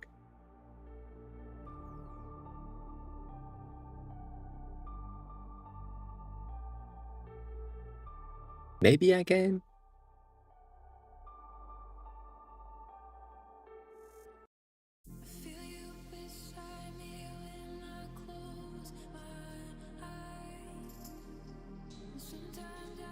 When you think of it, when you look at it, it doesn't really work as much as it should. There are stuff that are just like kind of not working, specifically in the transition between sections. And also like the first section it's already a build up, and then it dropped down into a non-build up that turns out to be a build up, which is basically a drop that turns into a drop that was already happening before, that then goes back down. And that's kind of weird. Morton, hi, welcome on in. Welcome back. How are you? It is, but it is interesting to see, and it's also very interesting because I mean, the thing that I said is really like nothing, and it's just like straight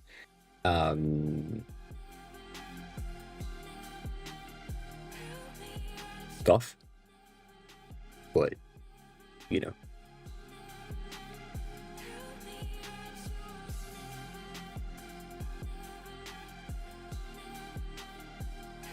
Eh, I think it's gonna be pretty useful. It's also, again, I had like 10,000 credits, and then I used 2, and now I'm back at 10,000 credits, which is kind of impressive. I doubt that this is the case.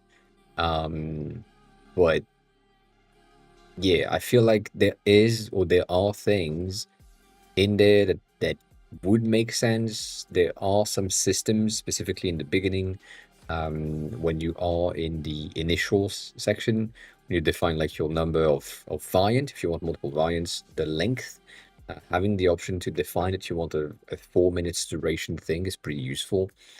And the reason why I'm like, I don't know about it is most of the people that are gonna use that are the people that are creating these ones, like that, that.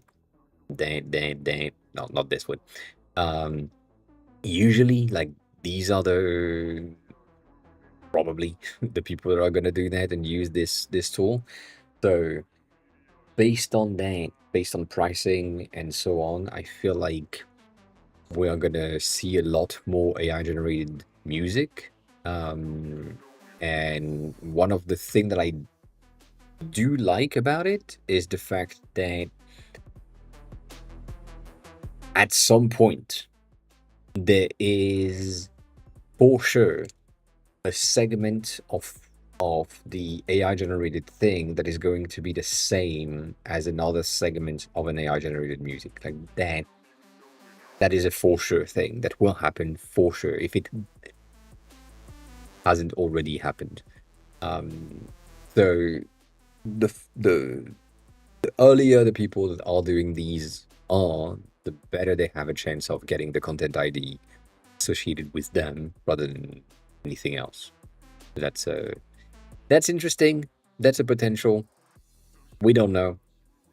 It depends. But yeah, that's the current situation. Morton, what do you mean? What do you mean? What do you need? That's mostly what do you need.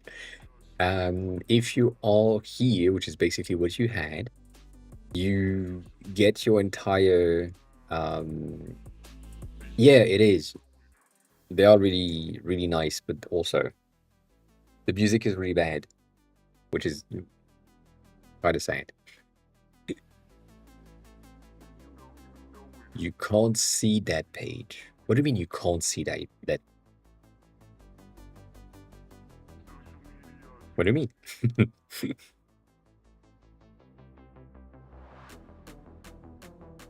What do you mean? You got the... Do I have it here? I don't think I do. I think it's somewhere else, and I forgot about it. Um,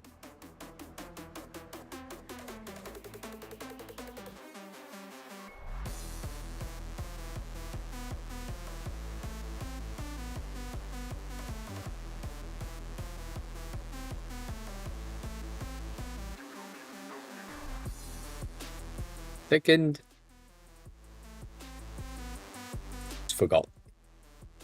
That's what it is. I forgot. I should just fucking...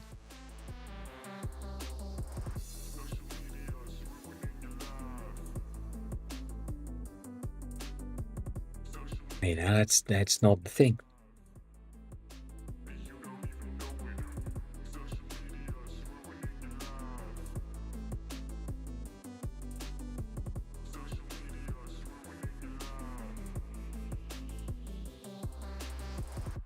What do you mean I don't have it?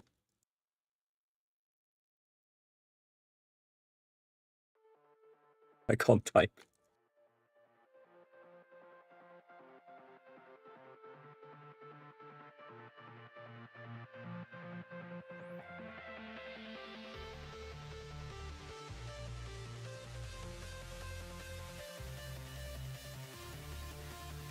When you have this, when you get the output PDF things, which is your release thing, right? You get that. You click on this. That's usually what you're supposed to do. that will duplicate the file to your Figma account. So you are supposed to see the file in question either here in your recent or here in your drafts. That's what's supposed to happen. So if you've done that multiple times, you may have many versions of it. But yeah, it's in either of the recent, which should potentially not be there because you haven't opened it per se. Otherwise, it's going to be in draft, and it should be around here. So yeah, Jan, hi, walk on in. Welcome back.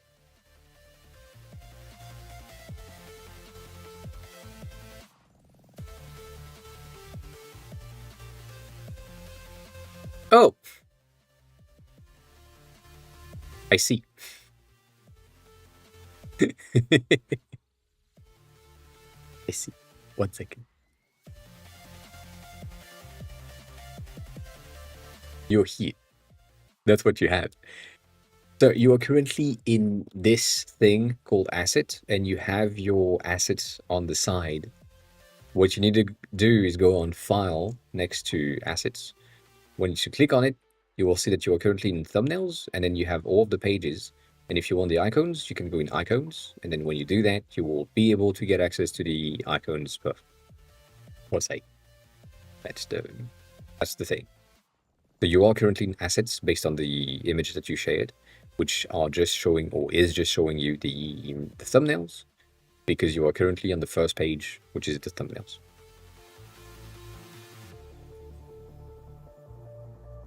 You're redesigning the entire thing? God damn.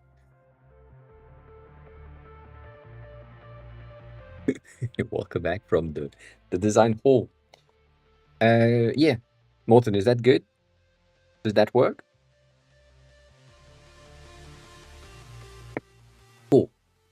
Once you're here, if you want something, if you want to extract an icon directly, you just you select it, and then you have the export on the side, which should technically be pre-selected with SVG. If it's not the case, you just click the plus and you select SVG in there. So you click plus, define the sizes, define the whatever, and you just have the ability to say, well, that's here. I just need JPEG. I just need PDF, whatever, right? If you have made too many and you don't want them to be there, you can remove them. But technically, you're supposed to have the SVG as a base. You can do that with multiple selected at once, like they are all going to be exported the 23 layers. And if you want to be efficient, and if you want all of them in multiple styles at once, I would highly recommend you to do Control Command P and search for Simulator, which is a plugin. So for you, you probably don't have it installed, which means you need to go in there, look for something that is called Simulator. You click on it, and as soon as you have one of them selected, so whichever, you just say that you want something that is the same size, and then you go at the bottom and you say layer type. So this thing, layer type, you end up with something that is going to say, I have size and a layer type. So size of 24 by 24 and a layer type of component. Then you say select layers. It will go over the entirety of the page, and that select everything. And now you can export the 1,573 layers right about there. You might need, because right now I see that some of them are not the same. You might need to click the plus. You just say that all of them are supposed to be SVGs. That way, preset it, whatever. If you do that, and then I'm going to share the link. If you do that, you will end up with a folder that contains all of the icons by name, by folder. So you will have an arrow folder with all of the arrows. You would have a gesture folder with all the gestures, and so on. That is the plan.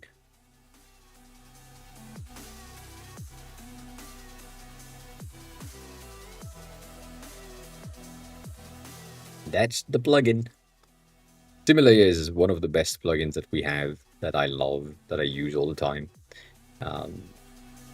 because it's faster. So that, technically speaking, is supposed to give you as an output. It's supposed to output this, where you have your folder, whatever you named it, and then in there you will have your animals, and in there you have all of your SVGs, but right now you can't see them because of how it is. Some of them, like the battery icons, are gonna have some issues in terms of naming, but that's fine.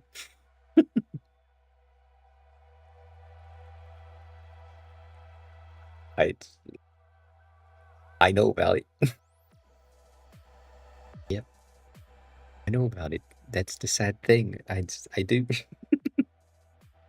I need to not know about it. I need to fix it. But yeah, that is how. That is how. Hope that helps. I really need to work on them though, because I've been talking about it for too long. And yeah, I don't like to not do that. Yeah, and I had stuff for you. I had stuff for you. Not right there, but I had stuff for you. Um, Going back to the feed again, and then I'm gonna go back down. This one, finally, finally, a good representation of a before and after that makes sense. Where hierarchically speaking, um, this makes a lot more sense, right? Yeah, I would love to see that. Please do. So, initial is basically what you end up with when you prompt cursor to do something, where you have a junior designer do something without any information, or for a first draft. A lot of options. What you can see is that you still have a bit of a hierarchy where the titles are bigger, the titles of paragraphs are bigger as well, and then the text is a bit smaller. Maybe this is like medium and this is regular in terms of font and so on. Once you go through the hierarchy definition, you end up with something that is a bit more clean at the top, giving you a back button that is there because people know that it's there, but it's not like prominent as it's right here. A menu button that gives you the ability to go through the menu of exporting the markdown, deleting the things, exporting or sending to someone else. And the conversation, which is the title, is a bit of a smaller font sizes. Underneath, you have your main title that has taken a different font, and it's a bit smaller in order to allocate or provide more space to put more words on one line. So that's the idea. Underneath that, you have your tags that are not useful, but useful. So they are here to give information and metadata information that is not the thing that most people are going to look for. I would still have some of the text in there be a bit lighter than what it is. Like right now, it is really much hard to read, but it has like a hierarchy information that is important to check. The other thing that I'm seeing is that there is a difference in the icons. Like these icons are the basic Android icons, the material design icons, I think. And then these are custom icons, line icons that are a bit more cleaner and match the rest of the page. And then underneath that, we have titles that are white and text that is a bit muted. So something here that would be 60%, I would say, of the view of the opacity, is a pretty good idea to give the user a bit of hierarchy and information of, oh, that's a title, that's a text, that's a thing, and it makes sense, you know. That's the concept. Mm. Mm. And then the navigation at the bottom is a bit better, where we have a gradient transition with grid and blur, as always. And then the buttons, message, AI, and list, and message, AI, and list. Different icons. I think that makes more sense. So, yeah. This is one of the first that I'm seeing that is really good and it provides not a lot of information about how it's made and how it's decided upon that they have chosen to go through these changes, font sizes, font colors, definitions, and so on. But the output is good.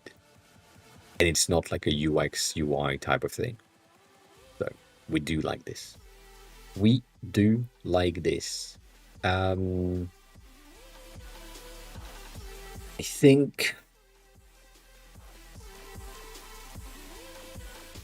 think that's pretty much most of it.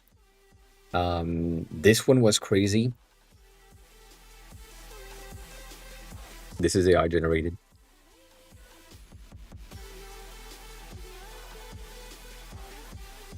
And this is a diffusion model where the camera is navigating the environment and yeah,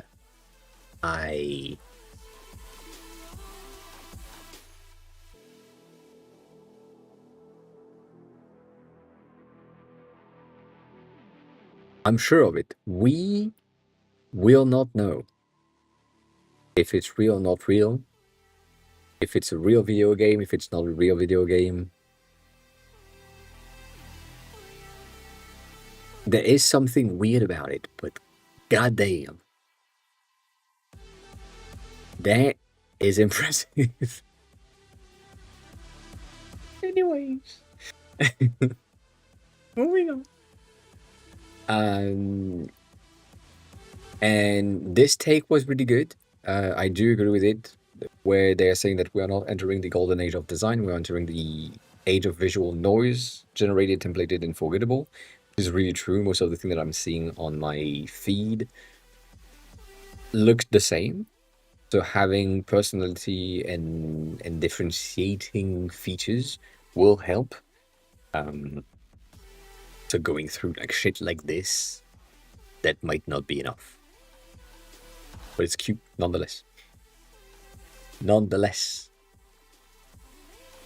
Like as we kind of talked about it before, but like if we look at these two screens right there, they are the same, right? And if you just remove the icon, like these icons, not these ones, the layout is really simple, and that's something that we have seen many times. The fact that we have changed the icons themselves just to make it like more personal, that's a good thing, but it's also really much a template, and therefore it might be considered as a template. If you go into something else like this is a bit more custom and not necessarily something that people would generate or have as a templated thing.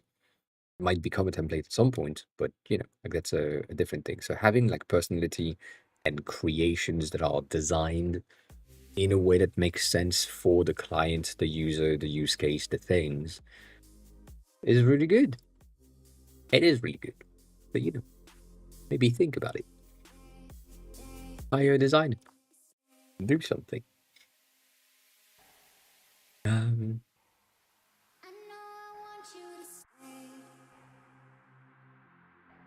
And then this one is kind of the last one I took.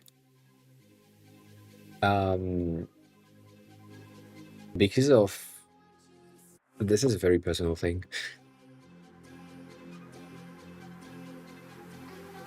Just look at it for a second. I appreciate it. We've done a full circle. Cool. My take on this is the video is really good. The logo is debatable, but the video sells it. And so to me, personal take, personal taste, personal ID and point of view, that logo and that presentation, specifically here, like that right there, that's really bad. To me, that is absolutely bad.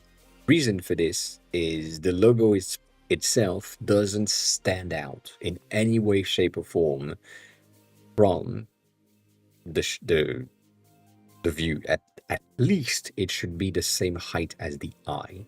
That's not the case. If we wanted it to be a bit more integrated, the V could be the V right here, and that would make a lot more sense. For some reason, they decided not to do that. And I don't know why, I don't really care. But to me, that logo is really bad. And that's not something that I would be happy and proud of sharing. However, that video and that presentation is amazing. And that, I can't deny that.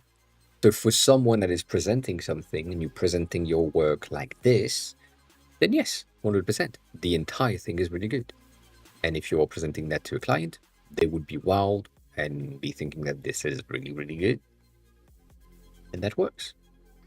But that here is a reminder for myself that marketing, as always, is everything. And if you don't market yourself properly, you don't get recognized for good. So this might be a bad logo for my take and my taste. It's a very good logo for anyone else that just looks at the video. That is what we need to do. So yes, we need to present things better. Everything that you are presenting, like if we go back into these, for example, that was saying, these layouts, very basics, very simple, not that wild creativity things. Like most of it, if I'm really true to myself here, if you remove the image in the background, it's the logo, an eyebrow, a text, and a button. And then here, it's an eyebrow, a text, and a slider.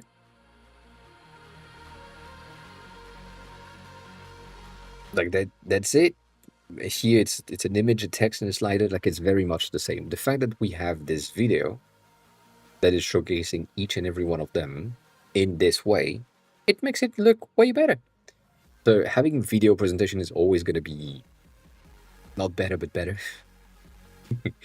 And yeah, we just need to present things a bit more creatively. Like this is an interesting design, not a good design, an interesting design. And the fact that you have like this review on hover type of situation, why not? But it's interesting. It is an interesting hero header or something, and we kind of like it. But that will stand out because it's designed properly, and that will stand out because it's presented properly. That's the thing. Like that first effect right here, that liquid metal thing, that alone can sell your logo just because you know how to do that. And people will be like, wow. You want to know how to do that?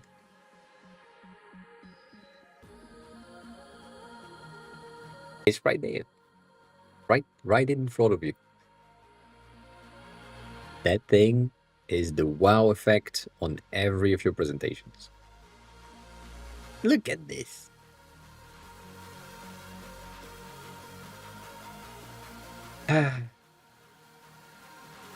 So good.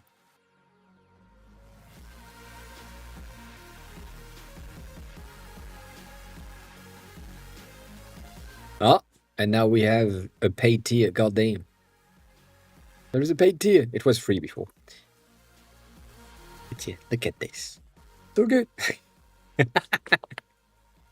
All right, let me look at it. Let me look at it. Oh, it's an app now. I see.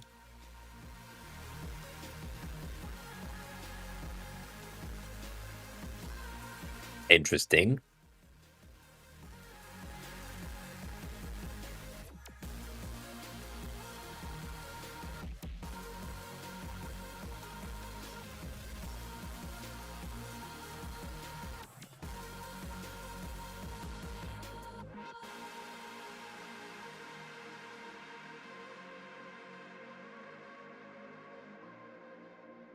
Hey, damn, you've done a great job. I'm impressed. Not there, but I'm impressed. Goddamn. Okay. Congrats. Damn. Uh, teeny tiny things that I saw throughout the entire presentation video things that could benefit what you have are going to be here. That I don't think this is useful. I know. This is just such a teeny tiny things, as I was about to say, right? I mean, I said that it was very teeny tiny. I don't think having the file name plus extension makes any sense. But I might be wrong. I don't think I care. I don't think the user should care about the file name of an image as long as they can search for the file name if they know it. So if they are looking at the entire database thing that they have and they're looking for something specific and they know the name, if it's a fucking image, I don't think it is necessary for you to rewrite the image name. When we go back here, for example, you have the type JPEG right there, which is fine. And then when we go into here, you have that, which feels kind of weird to me. Same situation, image, whatever name. But yeah, that's the, I would say that is the only thing I saw. That is the only thing I saw that jumped at me, and I was like, unsure about that. Your click and drag for select multiple is really nice. The other thing that you have, which is right there, let me read that first. Yeah.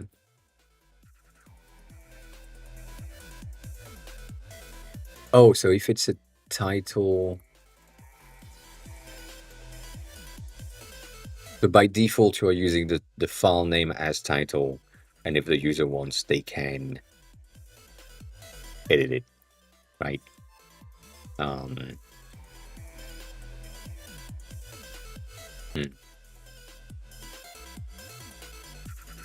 Here, specifically here, I love that. Congrats, good job. That probably wasn't as easy as it looked to be able to transition from grid to masonry grid in a way that makes sense, that adapts to the content itself. Then you click and drag is really impressive. And the only thing after that that was kind of weird is this. Right about here, you are doing something that makes sense in terms of resizing them down, but you are forgetting, sorry about that, something that is important. If the thing is smaller, I would love to have potentially for the text ones, less padding around the text. So if I look at the size you have here, the padding you have in between the text makes sense because it's big. But if I'm going there, maybe you can halven that. So instead of having like, I think 16, 12, 10, whatever, maybe have 4 or 6 or something to have like half of it. And then you can have like a unified version of the title font to be like smaller for all of them at the same time in a way that makes sense. I don't think I do think I do have that. 1 second. Um yeah, the fact that the text with that amount of spacing on the side is basically going to be reduced to less than 1 line of text every time is a bit annoying. And I know you can have which one would that be? That would be here? No. Yes? I don't know. Maybe. Um I I don't think it's gonna be on this one. I do have this around here where basically if I have like a description, I think it's gonna be better if I'm going on a dictionary situation. Um Maybe on the first fucking section. No, for fuck's sake. Yeah, these ones, for example, at some point I had them with a bit more spacing on the side, and then it broke into 2 lines. I had to like expand them. But some of them, um, sometimes I'm using. I wish I had more. Like when I have like polite form, for example, it doesn't stay or it can't stay in on 1 line. So I'm ensuring that it's fitting the container with like a 2 line or a 3 line max situation. But trying to get one, obviously, not. Looks like shit. Also, that's really impressive. Huh. Huh. So I'm seeing things. Right now, I'm seeing words that are not from that specific chunk. I need to change that. Anyways, that's the thing. That's all I'm saying. Like I know it's a thing. I know it's an option, and I know it's like text fit. I think in iOS, like in native SwiftUI, to give you that kind of resizing, automatic resizing.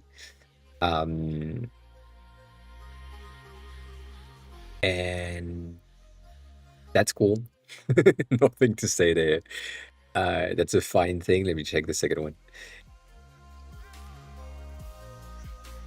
I think your transition, animation, and screen transition, most of them are really good, to be honest. I'm really impressed by what you already have.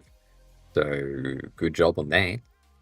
Some of them might be wrong for your standards, but most of it is pretty nice. I like this subtle blur in the background. Like that's nice. Useless, but it's nice. And then your transition when you go from adding the media and then adding them, being good with them, and then publishing or sending, having your like basically this badge move here, sliding in. I think that this is pretty cute. Um,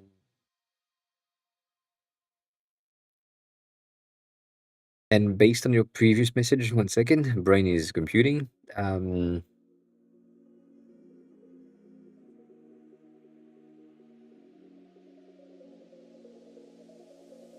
If it's still in view, I don't know exactly how you could have these transitions. If you're using Drift, I don't know. um, but yeah, there is like this matched geometry thing in SwiftUI that is pretty good for what you're trying to do, I think. And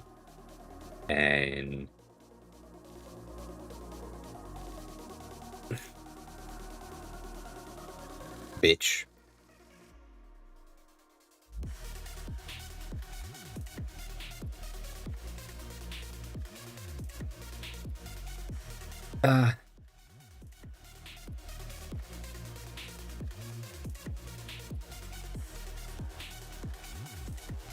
Wow. Sorry, I am impressed that I finally found one of them that is Sabasamiant underscore is now following. 2008 page. 2013. Sorry. God damn.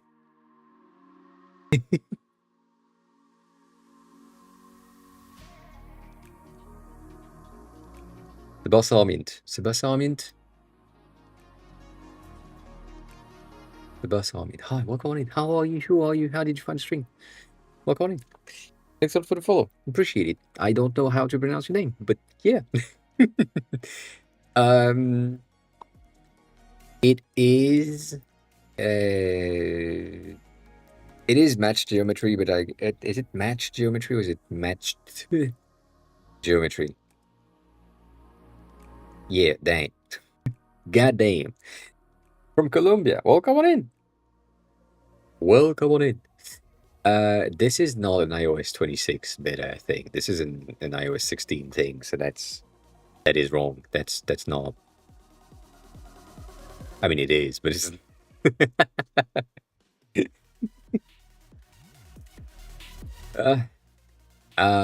Anyways,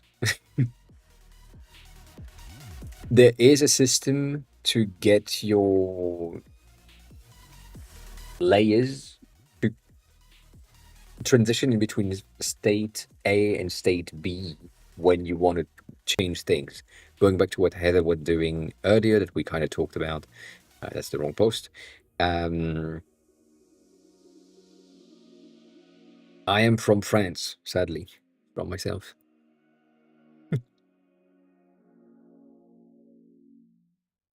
Heather has shared these. So all of these, specifically Portal, is something that is creating a layer or having a layer on top of the content where the thing that you want to have will transition from main content to the portal of the portal content, which is in front of everything. As a default, it's going to be transparent, but it's something that will take the view. Let me see if we do have more about it. I mean, we do have more about it, but it again, this is a SwiftUI stuff, so it makes sense. But basically, it is there to help you get these match geometry transition that I think you're trying to get. So that right, the fact that the content itself is going to move and transition to its endpoint. This is something that is in the portal, but it's also like native to iOS, I think, 16, and might be interesting to you. I am not a dev, Sebas. I'm a designer, but I'm doing things in SwiftUI right about here. But I'm not good at it.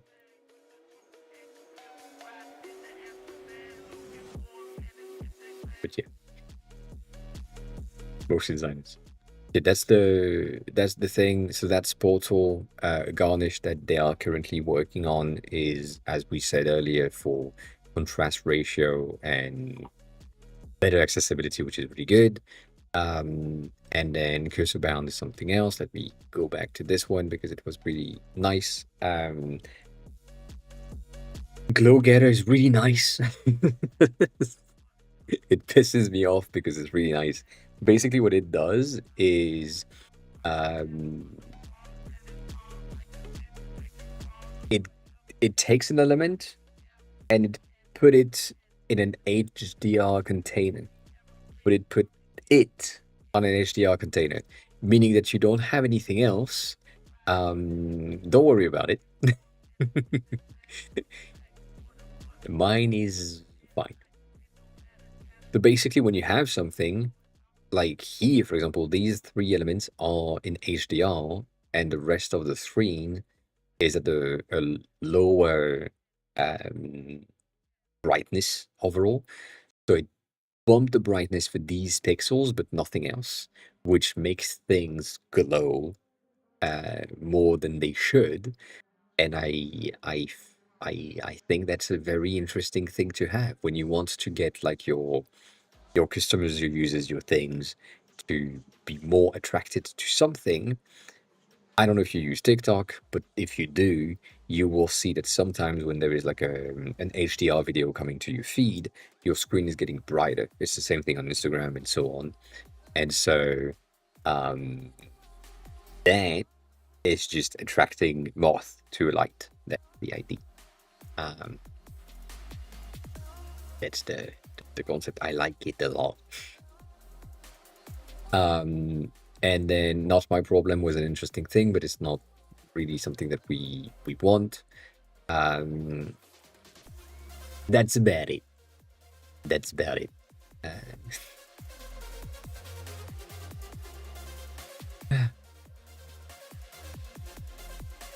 but yeah, um, not really. Um, I think there are options for junior to be able to work in companies. I mean, there are always opportunities for juniors. That's the thing. For you in Colombia, I think I could.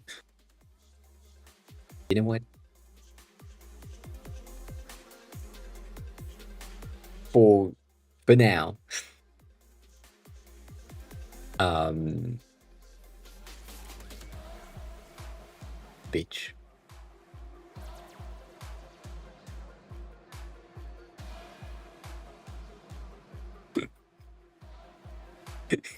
The store? No.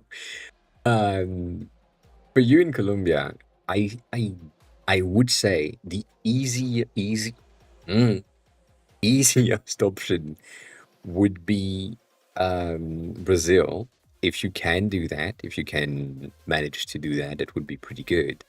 If you want to then move to France, going to French Guiana or French Guinea, Guyana, I don't know how to pronounce that, is one way to get into the French territories. And then once you are there, because it's kind of closer, again, if you can do that, you can then move to France for like a position that is not junior. That's the thing. If you want to get like a job in a different location, there is like a ton of options for you to be like a remote employee where you are working from Colombia and then you are getting paid in whatever currency you have. If you want to get hired, you could use G2I, which is a pretty good hiring system. They have like a weird um, overall thing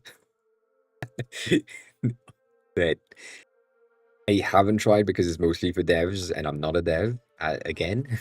But if you want to apply to jobs and you want to check things out and so on, you could like find things in there um, which are like opportunities for you, I would say. Could be. Um, but you know, like it's options. You always have options, and you should think. Um, as a junior, you should be able to get junior positions easier. I'm going to say that now, and then I'm going to read what Yana said. Someone that is a junior designer, not myself, someone that is a junior designer right now has a greater chance to get a job right now than me. I have 20 years of experience, roughly, like 19 and something. That implies a lot of experience, but also a lot of pay and a salary that is higher than most people. And so, with that, some companies, and for the past few years, a lot of companies have been having a hard time hiring me because I'm expecting a certain level of salary based on where I am in my career overall. So, with that in mind, what I'm proposing to them every time is like, I am a designer, but I can do project management and design at the same time, or I can do something that is in the strategy board, or I can do something else that would justify the salary increase that you need to pay me for because experience, but they're not willing to do that.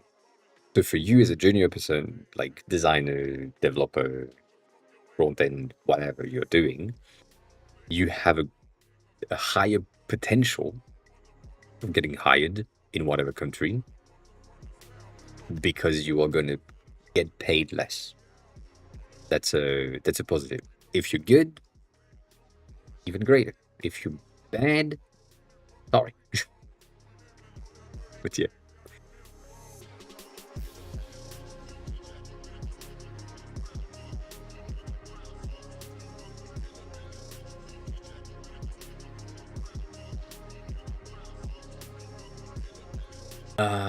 Yeah, and I don't understand that. Say that again.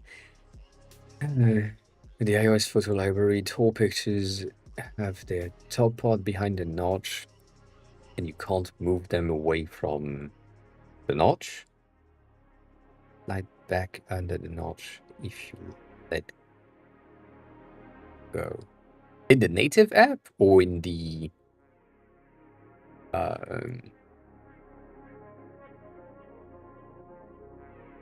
picker, like the picture picker. Picture picker. Which one?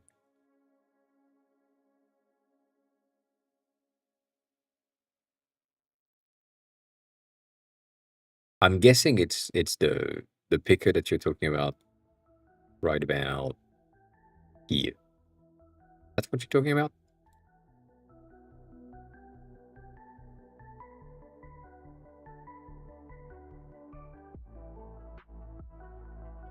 I think. But yeah, well, that happens. Um, this one is an option. It's French. I hate it, but it's French. And if you are looking for jobs outside of where you are, welcome to the jungle is pretty good.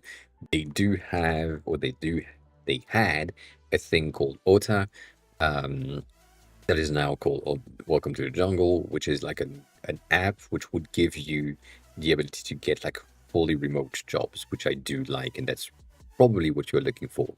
So mine, I'm gonna be located around here because that's my preferences. But if you are looking for something, and like for example, for me here, I have this one at Circle that is paying me roughly in dollars. That's the range that I'm at, so that's good for me. And they are looking for expert level, which is my case. So I could apply to this. I just hate Circle, so I'm not. But yeah, and so for example, they are looking for remotes in Europe, Canada, UK, and the US, which basically mean that they could hire you because you're in the same time zone as the rest of the team in Canada and in the US, but you might not be able to get hired because these are like contract specific things where they need to go through a very specific process, and therefore that's not an option. However, they went to Colombia for retreat, so I hate when they do this. I hate that. But yeah, Welcome to the Jungle is a pretty good website overall to give you like a bit of an idea of things. And specifically, I mean, the reason why I like them is this thing right here, where if you know exactly what you're looking for, or if you have like preferences, you want something that is different, you know, like when you have the salary that's posted, when you have a match based on your profile because they scan your profile and so on, that is a good thing. I know that there is also Meet Frank, which is another one that I don't like them much, because they are a bit annoying, but they're kind of similar. So in here, if you get like software engineer and remote, that's kind of weird. But you may have like a lot of options as well, and they are good and recommended ish. But I have issues with them design wise, specifically with the native app that they have, which is kind of yeah, not so good. You have a picture that is a long strip in a native app. Top part is behind the knot. It's interesting. Yeah,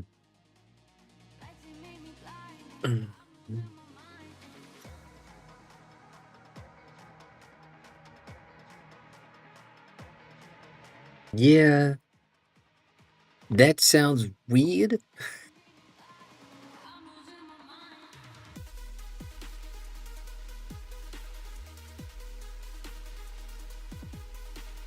Oh,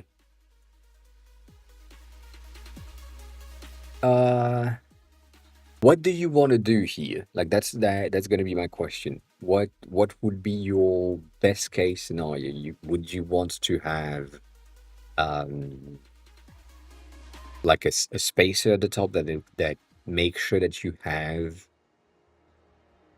the notch that is hidden, and then you just have a scroll view underneath, or what would you like to have on this? Because I get it, but then again, it's the notch. Don't worry about it. Like it's there. But I get it. I understand. Like basically, if you want to see what is underneath the leaf, right there, if there was like a ladybug or something right here on the leaf that is hidden. Um, yeah. So you could not could, but right now your pictures are displayed in ignore safe area. Like that's the thing in Swift. Again, I'm not a dev, but I know that. So in here, um, God damn, God damn, I hate these bitch.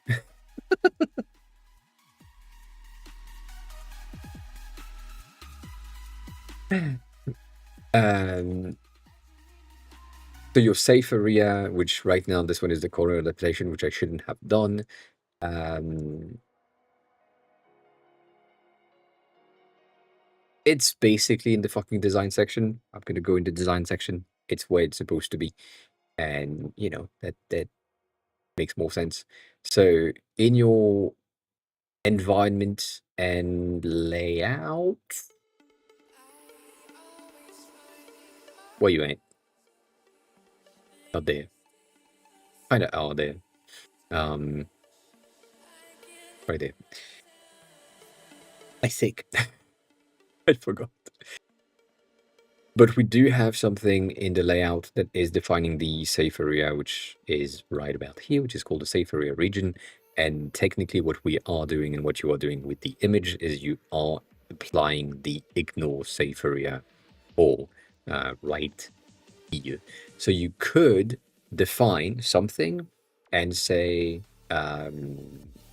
safe area region ignore, and then you just ignore everything except the top. That's an option. One of the things that I would do for you, but again, this is a native way of implementing it, so I don't know if you can with the View app and thing, whatever, is if your image height is greater than a geometry reader of the height of the phone, which is like UI device dot height, I think. I forgot. Brain. Doesn't matter. Then you add a spacer at the top, like a spacer that is taking, I don't know, 80 pixels, 56 pixels, something that is taking the header and the notch. That might be the best option. But then going back to what Heather is doing, because that might be your savior here. The notch my problem is a way for you to display things around the notch if necessary. So that might be a thing for you. Because that would imply that you could apply and place things that are like spaces around here rather than, not.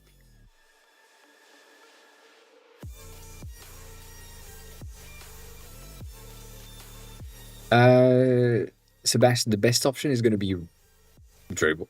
Dribble? The best option is going to be GitHub for your project if you can. That's a good notification right there. Again, cool. I like that. I'm just getting notifications on my phone for the perfume app, so I'm seeing things that are good for me. So yeah, maybe this could work. Yeah, that could be a good thing for you. But yeah, going here, for example, this is Heather GitHub, where there is presentation of what they do, what they have done, and then their projects. And these are the pins repos and the activities and so on. I think personally that this is pretty good. Mine is really bad because again, I'm not a dev.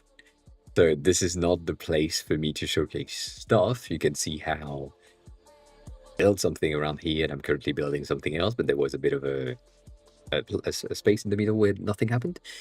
And then these repos are really shit. These are things from 2014, so that's no good. Anyways, there is a lot of options to get. Let me see. Do we have that? I don't think CK is going to be in here. Fuck. Who ends? Nope.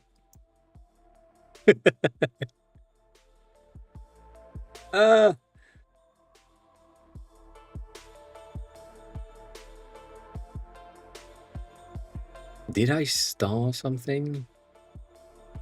No.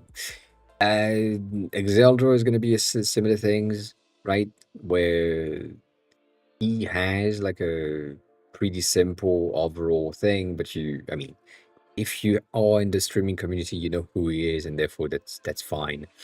But that's a very good way of presenting your content. If you are willing to get something paid for your portfolio, I think the best option is gonna be either you host something on a GitHub page, like you get that, you host like a GitHub page thing and you post it there, and then you're good. If not, you build something like a Framer website or Webflow website or something that would make sense to you. But yeah. Callum. Callums. Welcome on YouTube from Brazil, which is interesting. The first message is from Brazil. Welcome on in. I hope you're good. Not a lot of people on YouTube, which is impressive. We have a lot of people on Twitch. So yeah, so that's the thing. And if you just want like references of the design of the thing that you want to have, I like Framer because it makes sense. So in Framer templates, you can have something for portfolio in there. I know it is somewhere. I just can't read because I can't read. You take a second. Brain. I mean, you have graphic design reaches right there, but I know we have something that was for something else. It doesn't really matter. Absolutely doesn't matter. But the idea is just you get into this, you find like a professional website or something, and then you look at their prices. If you find one that is free, you can use one that is free. If you find one that is paid because you don't really care, and this is for inspiration purposes, let's say you like this a lot. Get in, you take a look at the preview, and then there is only you as a dev that just needs to take inspiration from this website and say, well, this is pretty cool. Very simple website. It has some effects, it has some colors, some things, some whatever.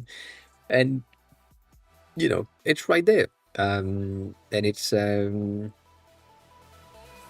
working. Maybe it's exactly what you needed. Maybe it's not. But that's a very easy thing to do. And it's just for inspiration, just for reference. You get that as a base, and then you're good. You get like a very simple thing. Let's say portfolio, because portfolio, still, you're gonna have a ton of options, and again, as references, this one is a free one. Maybe you like this, maybe you don't like this, maybe it's exactly what you needed to have, and you have your projects and your other things. You could go check out the project the same way. Like in there, you're gonna have your project in there, right? That's very simple. For me, as a hiring person, hiring a dev, I want to see what you do. And I don't know if we have, I don't remember if it's John with an H on that side or an H on the other side. I don't have their fucking name here, which is sad. Did Thomas? No, that's a different one. Thomas is doing like some similar thing, is using mostly something that looks like Notion to be as minimal as possible. But that's not the one that I'm looking for.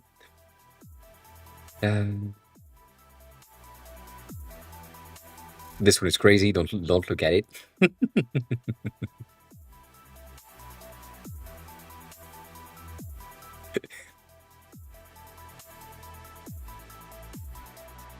This one is pretty simple. I think this is good enough in the beginning. It's a very, very simple presentation and it just works. It's a timeline-based situation where you basically are looking through what they have done in their past project and so on. And it just makes sense. It's simple, it works, it's good, we like it. Crotch is really good as well, yes. Robin is a I made a mistake. I made a mistake. Bitch, get out.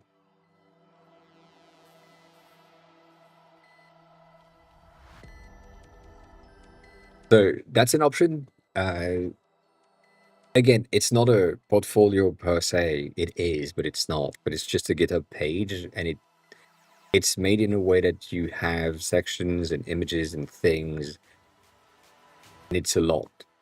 So, yeah. Demo is now following. That is a lot of zeros. Survival. Welcome on in. Welcome back. Thanks a lot for the follow. I appreciate it. But yeah, the crush is an interesting thing as well. To take a look at things, and I really have a not a hard time, but it's hard to justify a website nowadays. I know that sounds weird, but having your own website is good, but it's also like a lot of things that you need to have and maintain and check out. And it's really like, I don't know.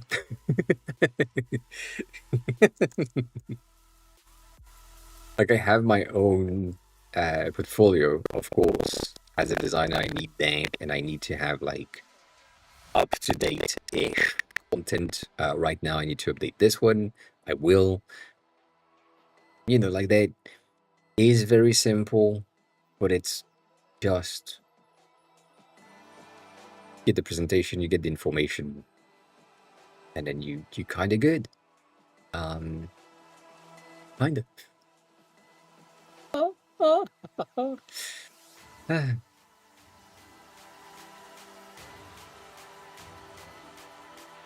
Yeah, they progress, so good. So yeah, like I would say that's the thing. That's what I would highly recommend. And we've had, oh goddamn, I can't have that. I don't think I'm gonna have the chat. I'm gonna have lost your message. Yeah, and you sent another one earlier.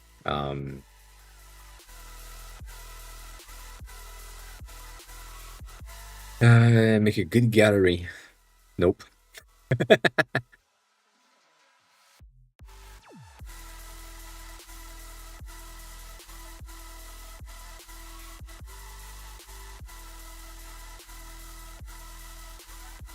I think going back to what you were saying earlier,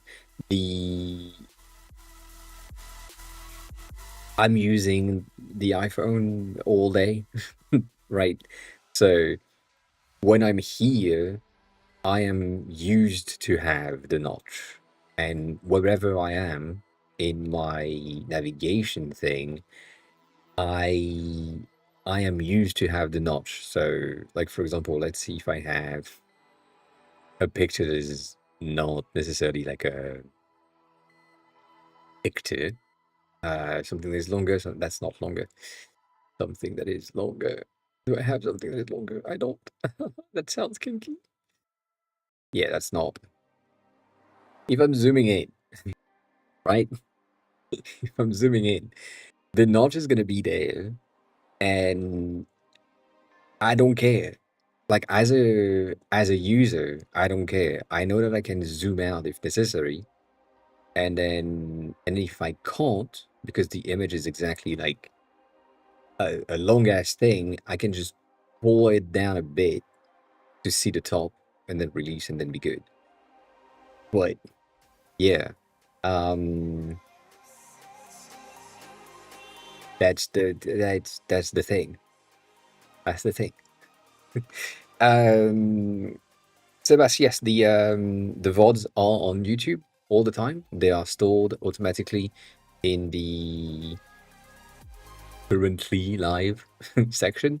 So if you go to that channel, you will have them in the live section right here. So it's going to be the one for today. And yeah, right there. These ones are 36 views. What the fuck happened? What did I do? What did I do on this one? I don't know. But it's there.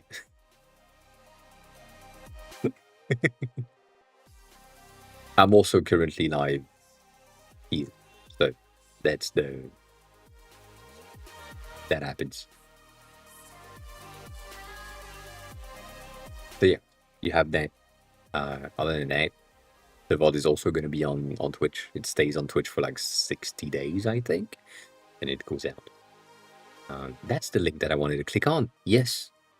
Yes, 100%. Yes, that's worse as well. I really think nowadays, if you are a dev and you're someone that is hiring a dev, if they don't have a portfolio, but they have a GitHub page that is fleshed out like this with enough repos that I can know how good they are, like the pinned repo right here, I think that's enough. And if the company that is hiring a dev doesn't think that this is enough, you are dodging a bullet. That is really good. I mean, that just means that the hiring manager is not a technical person and they don't understand GitHub, which is the main presentation of work for devs. So that makes no sense to me. But yeah, you basically need to ensure that the README is in there and that it presents something that is presented well enough so that you have something, right? Hi, Uns. Hi, welcome back. Somebody. It's AOA-dev if you want to follow me. I think that's the thing.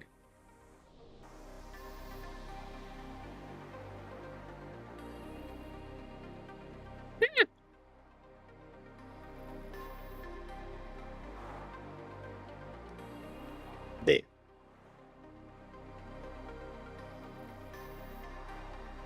Future of digital software in the browser. I don't know.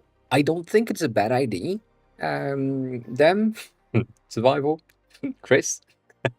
God damn. Why do you have so many accounts? Um, I I would say the fact that Figma got into browser-based navigation software, and then I mean, not Figma, but like for me, Figma was the thing, and then moved on. You know, like it's I don't see why not having like a DJ software things in the browser. I don't see why. The main reason why I don't see why is because I feel like you may have stuff like um, the table. Like you need the fucking table if you want to DJ properly. I think from my point of view, I need the hardware to do the things proper. So yeah, have a good rest of your day. Take care of yourself. Thanks a lot for being here. As always, I appreciate it. I appreciate it.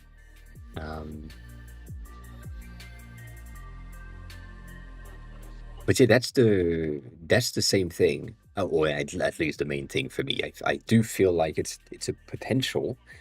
I don't know if it's a good potential, but I feel like it's a pretty good option. Let me click on that link that you shared earlier that I didn't really see. Yeah. I mean, nothing really complex on this one.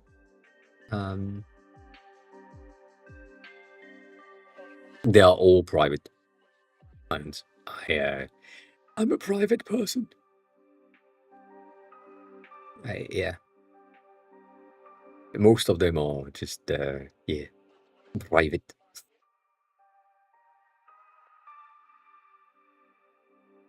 Like Can is private. As you can see, Android is dead. iOS is fine. Perfume, which is the new app that I'm building, is starting to pick up. The thing for the overlays, these two are from time to time, and then the travel, so you kind of stopped working on it at some point. You don't know what air is, you don't know what Gaku is, you don't know what Lomf is, you don't know what Subtrack is. Wiggy kind of died on the same day. Wiggy was kind of crazy. Wiggy was an idea for me to get like widgets for myself. Obviously, that's the name. And I started it. It pissed me off. and I stopped. I should get it back though because it could be really useful. The reason why I want one, it's gonna sound really bad, but if you have an iPhone and you want to have the clock, not this, the clock, um, the regular native clock, the thing that we have, right? I wish we could just trigger the fucking thing, but you know what? I can do that. This one, this bitch ass clock at the top, which right now I'm saying this, but you can't see it apparently because my fucking cable is unplugged. My bad. That's on me. That's on me. You know, that's on me. Um,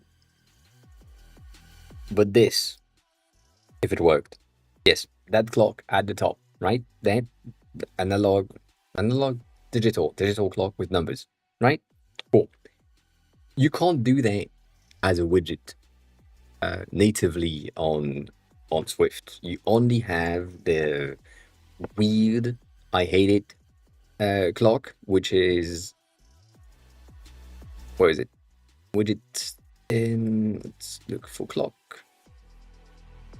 You have this one, which is the one that I'm using, and then you have that, or that, or potentially this, but that's bad, and the multi-time zone one, which is the one that I like, is really shit. It is really shitty. Compared to what I have on my Android phone, which is basically having two clocks next to each other and then just having the content properly. Because I'm used to have like Paris time and Tokyo time because I have both. That makes sense. So yeah, I wanted to build like something to just have a fucking clock.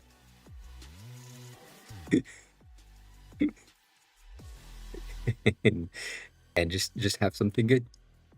But yeah, no, there is a ton of things in there. You are not supposed to go clean up your old repo. I mean, I'm not saying you are supposed or not supposed. Like it's however you want to do things.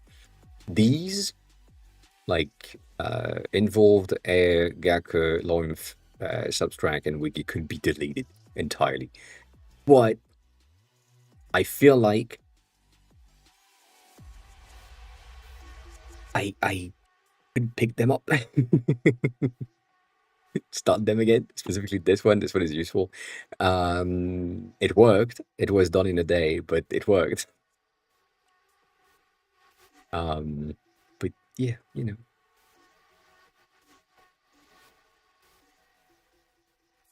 I feel like I missed some things.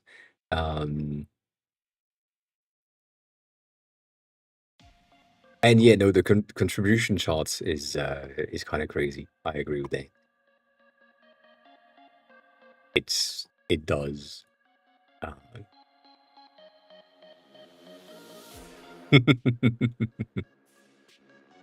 yes. Again, my first day of code, real first day of code on my own was October. Basically, October, November was the initial start of the project. The August to September were testing out React and things and hating it, like JavaScript and things. The same thing here. And then from October, November, I built Can, that thing. And I pulled through to February or January, which was the Android version was released. Then I had some bug fixes and things, and then I kind of stopped.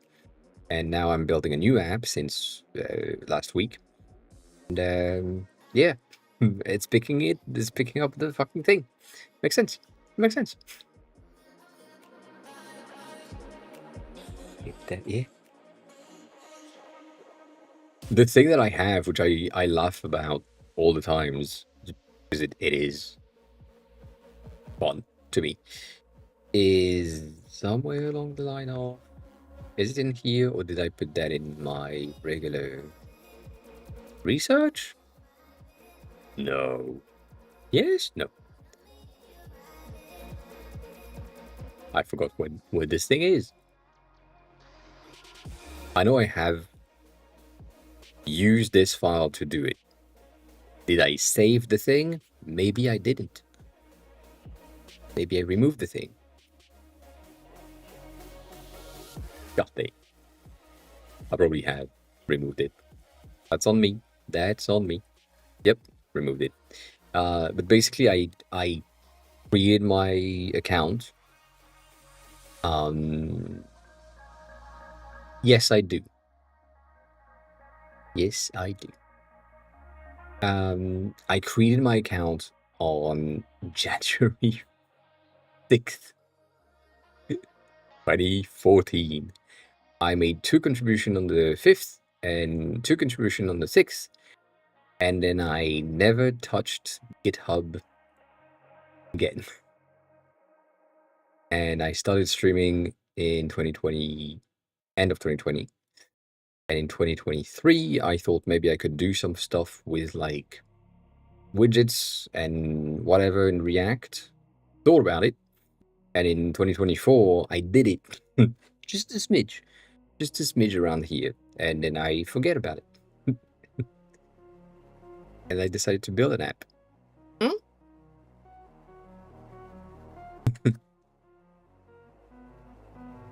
So yeah, it's been a while.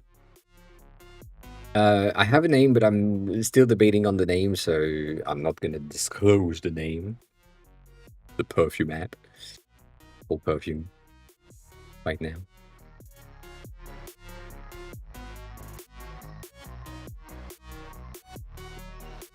That's the fun part. That is the fun part. And to answer your question, Chris, survival. What do you mean about this? You said like, do you think this is feasible in React? Right? That was your question. Let me scroll back up.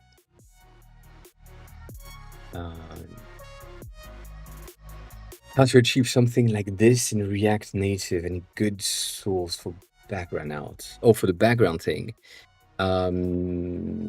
We talked about Parfumo earlier today. It's shit. I hate it. No, I'm kidding. I like it. I don't like the app. That thing is just a Midjourney heat map object video. So if you want like background art thing, background video and stuff like this with different or similar style, I would go Midjourney. That makes more sense, right? Like it makes sense to me. And Chris, the Parfumo app thing, I talked about it earlier because I hate their website, and the design of the app is kind of bad. The thing is, it's different. The main point of most of the perfume app that exist right now is like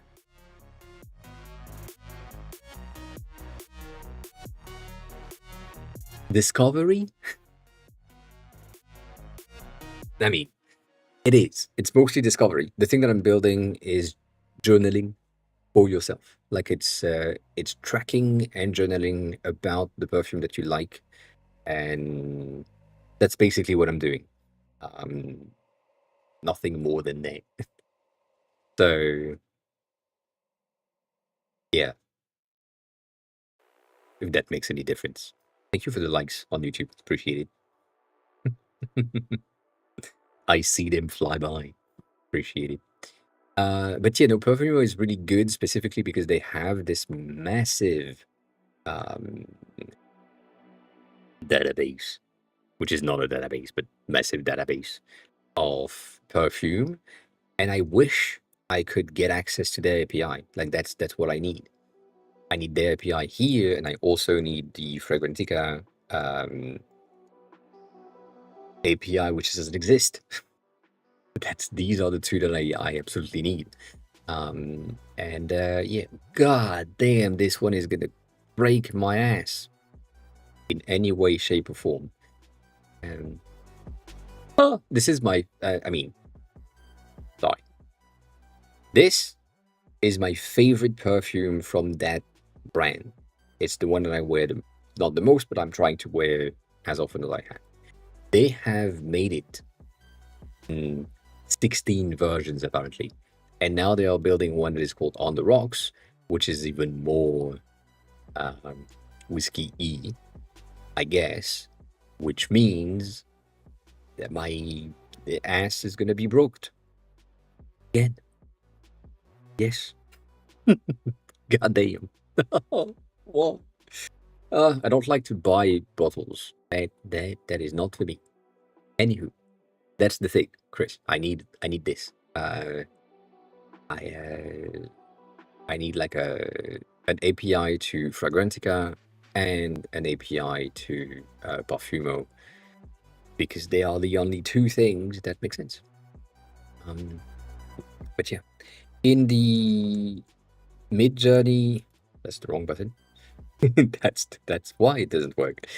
But yeah, this one is it's really nice. It's just not the same type of content. And right now I'm just using Fragrantica extraction from, I think, the beginning of the year. So I'm not having everything. I only have 98,000 entries. I know.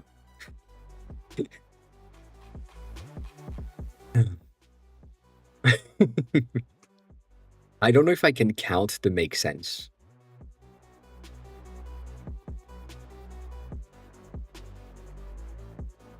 Let me check if make sense.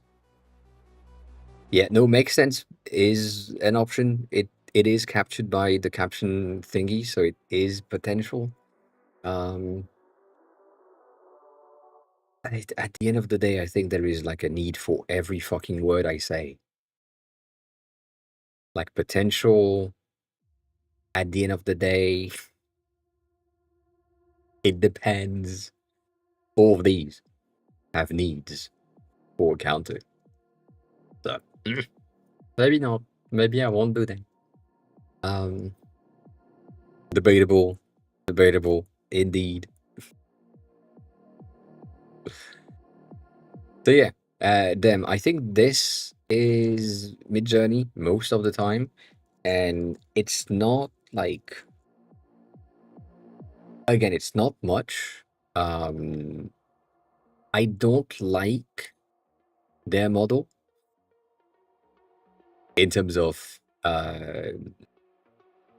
like thing. I think it's kind of vague, and I don't know. I do like the fact that the first like you can buy for a month or a year, and if you just go for a month, it's like $10, I think. And so that would be enough. I would say it would probably be enough to get like a month of image generation and be good. But yeah, I'm on slim ass that if I could use the Apple keyboard, I would use the Apple keyboard. I want the slimmest thing I can have, the silentest thing I can have. Yeah. So yeah, Midjourney is pretty good for the thing that you're trying to do. The other one is going to be VO3 if you really, want something, because it's kind of free. It's not necessarily free, but it's kind of free, and it is impressively good. So you may have like the starting point. I don't know if you still have the starting point though. Now that I'm thinking about it, No, I hate. Uh,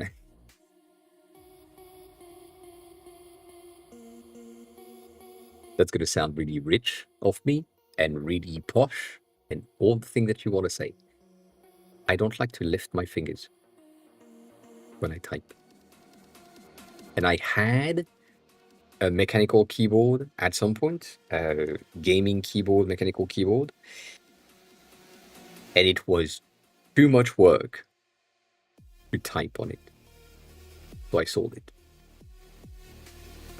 So yeah, no, I like this. I like that. That's good for me. That's a nice thickness. No keys, nothing. Uh yeah, but you have stuff on the sides. That's the thing. Like it pissed me off. I hate mechanical keyboards. And also I don't want a hobby that is expensive. Keyboards are expensive as fuck. I'm doing my best to not be as into perfumes that I'm already am because it's expensive as well, but it's comparable in terms of prices. So yeah, I can't. Not gonna do it. Not gonna do it. So yeah, VO3 is an option. I know that we have other things. And if we go into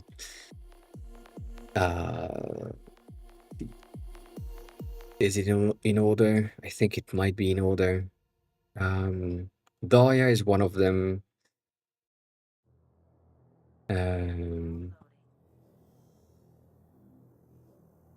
Where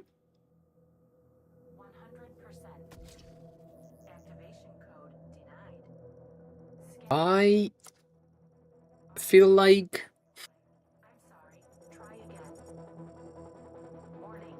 I followed them not so long ago. Did they get banned? I'm guessing Daya is probably going to have a connection. Yes, they do. Yes, they do. So Daya and Channel are doing kind of similar things on Twitter, and they have like really good overall presentation of content that is AI generated images. I don't like it, but fine. They are doing good stuff with it. The reason why I'm saying they are doing good stuff with it is because when they have something and they find a prompt that makes sense to them, they are giving you the ref. They are giving you the profile, the style, the things, the properties and the parameters that you need to use in Midjourney to then basically have the exact same output. So if you like their things and you're like, oh, I love this thing, or I love, I don't know, let's scroll down, further down, somewhere around here. Let's say you like this thing a lot, then you can just get in there. You have your reference, you have your styles, you have your profiles and your things that you can then reuse to achieve something similar. I'm not saying you will have the exact same thing, but at least you have a reference. And so Daya is doing things similarly at times, not all the times, but most of the times we have like the references that are linked to things, and that helps a lot. So if you are into image generation and you think that it's good for your content and your product and your things, then having these two and other people as well, but specifically these two because they are giving you the refs and the properties, I like that a lot. That's the thing. So, video exploration, that makes sense. You have the ID, it's using Midjourney, then you have the entire thing and you're good with it. You can run with it, do something.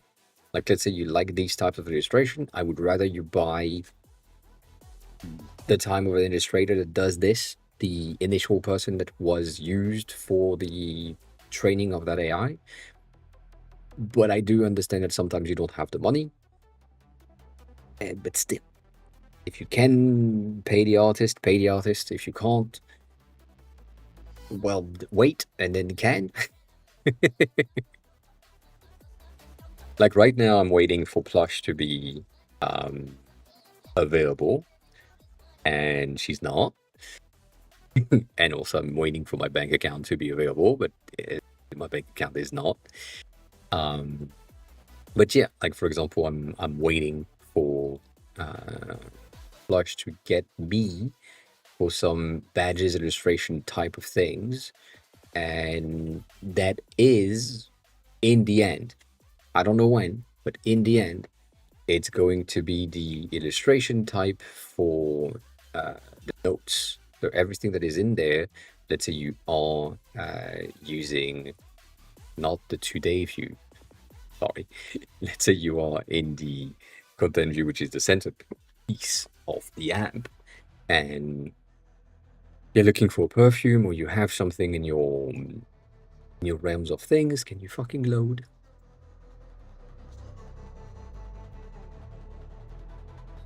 I'm gonna be faster if I just do that. Again, this thing. So annoying. So if I'm here, for example, and I'm currently looking at this perfume that is having notes of woody, whiskey, musky, rose, floral, and amber, right? These are the things.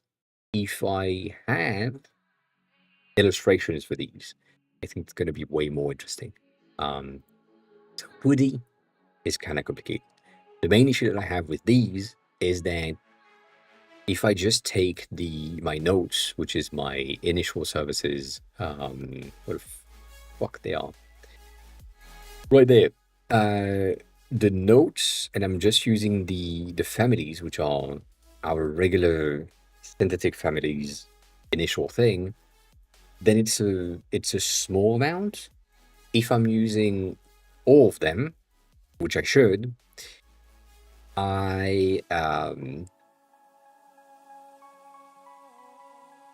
gonna pay a lot.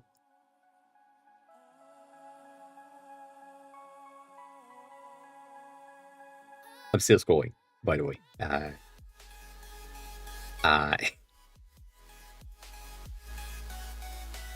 I'm still scrolling. Cool.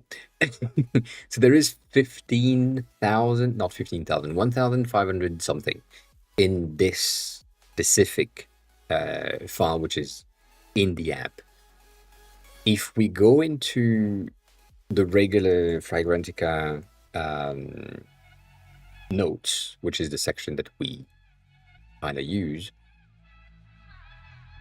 they have images as references. Like that makes sense. But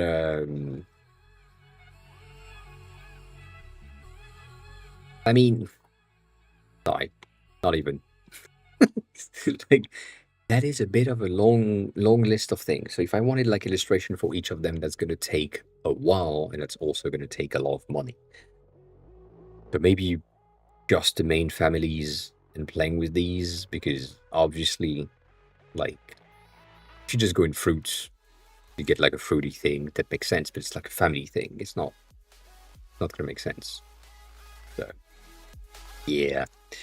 Anyways, if you can, don't use an AI to generate images. That would be highly appreciated. But if you don't have the ability to not do that, use good references. That will help. And you should be good. Like, again, we have reached a point where I'm almost certain that if you don't do something weird, like if you don't go with a very wild illustration type like this, a lot of people wouldn't really realize that it is AI generated images anyways. They have a texture, they have a thing that, like you can recognize, but like if you sent me this as a picture and I didn't really pay attention or zoom in on the text, even though I can't zoom in on the text, I wouldn't be able to know. yeah, I wouldn't be able to know. And having been like in Japan, I know that these characters are kind of wild and they are not necessarily Japanese character. They might be Chinese characters, but I don't know them. But that's it. So if I'm presenting this to someone that has no fucking clue, like I mean that looks like pixels to me.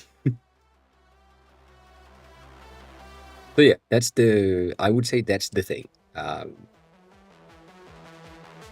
If you really need something wild like this, and that's your ID on the backgrounds, on the things, that's an option. The other things is LS Graphics, for example. They do have stuff in there, like let's go into itch, the abstract situations, where they have like a ton of these things in their free tier. So if you are interested in downloading weird illustrations like this as your elements, you can do that. And most of these are also AI generated, at least from what I can tell, based on textures, or at least it looks like it. But yeah, the best thing that you could do though, or one of the best things that you could do potentially, would be to get into shaders and put that in your apps. Like something like this, for example, is an amazing shader for concept. And this is not necessarily something that is complicated to put in place, but you know, if you have a shader that works, you can do that. Martin's doing like a lot of things like this, same thing with generation, animations, and so on. Some of them are AI generated, some of them are shader based. Radio Fun is another one that is doing something similar. So right there, Radiophone is mostly doing some shader things, and we have talked about them before when they are doing things like this. These are the shaders, and you can just play with them, have fun with them, edit the shaders, and then use that as your background for something somewhere. Like these ones are shaders in, I think, in Metal or in Swift, I forgot. But yeah, like that's a thing that is pretty useful and will give you something better in the long term, because you can then use and reuse and apply the context, the thing, the whatever on top of, rather than to generate content. But you know, fun stuff. Fun stuff. But then again, it's shaders, and shaders is a bit of a complex situation when it comes to understanding the code. So yeah. But then you end up with shit like this. That's so good.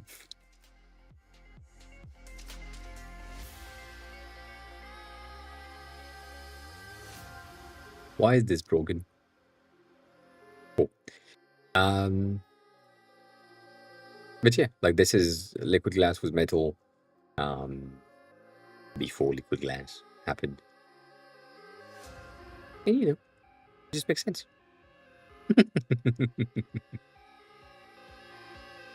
It just makes sense.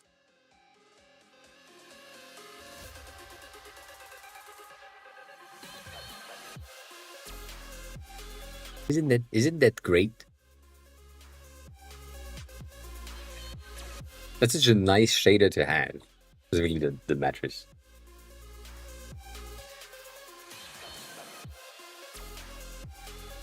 You play with it. The one that I have right here, which is not necessarily visible, but I'm gonna do my best. The one I have right about there, my background here, that is basically a mattress nodes with the dots that are going to light up in green if I made a perfect quiz. However, if I'm not making a perfect quiz and I'm making a mistake, it's going to be color that the theme is on. So right now, my theme is currently in blue, meaning that if I do a new quiz and I just make a mistake at the end, for example, or in the middle, it doesn't matter. These are going to be blue because it's my current theme. If I go, or if I were to be like in dark mode, it would be things and so on. But that's the that is shaders, and shaders are really useful. It helps to generate things. I'm currently working on a shader for this one to have like a better background situation. Like for example, if I were to start and add, who would it be? Who would be really wild? Um, I mean, what? Which one? Maybe. Right. If I'm doing this, I'm having like a perfume that is mostly green. Like the notes are mostly green, even though the first two are like red. My background is going to take a different color because it's based on my collection. If I'm adding like another one, and let's say it's something from someone else from further down the line, let's hope that it's a different color.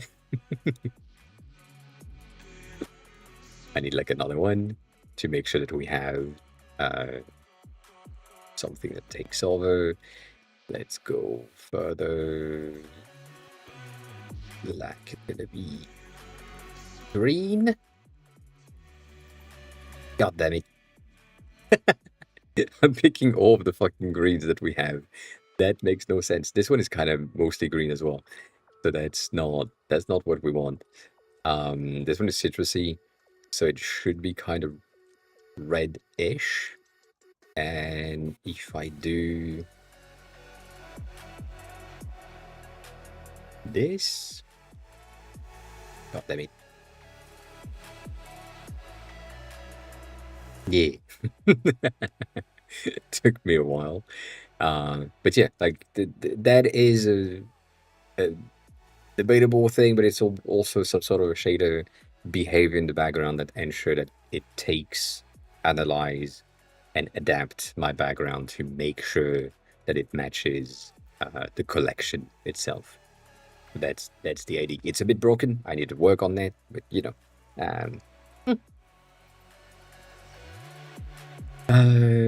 I have no documentation for any project that is going to be me only. I have no documentations for projects that are not me or not just me. I'm doing my best to have explanation on things, but it's mostly like design projects anyway. So I'm getting like docs about what is this thing, what is this component, how is it used, why do why do we use it this way? And then if we go into something like past work right here, I forgot if I have these docs. I think I do. I forgot. Um, design related, right? Obviously. I'm getting shit like this. So I'm making sure that I have my base layout, understanding, explanation of how things work. How do we split the content? How does the content behave? What is supposed to happen? What are the regular sizes, if there is sizes, and so on. So I'm doing my best every time to get as much documentation as I can when it's necessary. And so, for example, this one is so easy. Sorry. But I'm just ensuring that I have the global layout based documentation so that the devs understand what needs to happen, how things are going to behave. And then in the next page thingy, you just see the thing that you just saw earlier, so you know how it works. And now you have a different behavior. So if you are hovering this, for example, you can see that the background is now grayer. Then if you're clicking on it, you can see that the menu is opening and so on. When there is a need for something that is a bit more complex in terms of documentation and presentation, I'm doing my best to get the thing in view. That's going to be the main thing. I'm doing my best to organize things for me in a way that is making sense.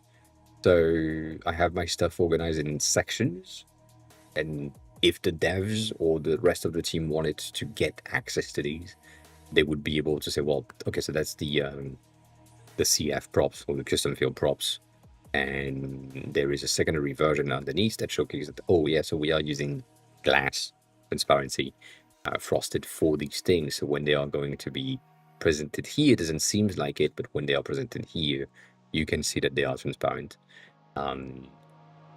Everything else is just as much presentation. I don't think it is, but I get it.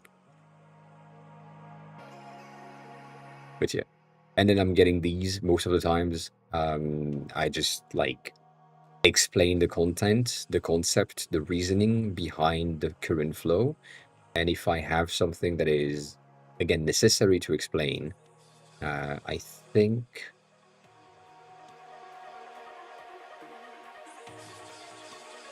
these are crazy. I think I have done, yeah, I've done some of these as well. So here I have my sales, like now the explanation of what the sales are. You can go to the specific section in the file to explain how it is, and you can see them. You can see how they behave and so on. And then each of these, which are presented really well on the side, I'm making sure that I have an anatomy and properties and layout underneath, so that anyone that comes in just can read the fucking thing and understand how it's supposed to be behaving in each of the cases. Some of them are kind of broken, as you can see right here, but most of it is kind of useful. That's the type of docs that I do usually. But again, project for myself, it's just I don't give a shit. it's I don't need the documentation. Yeah, I don't need it. The thing that has happened is in order to transfer the thinking and the overall behavior of the app, behavior of the features and the things that I want to have,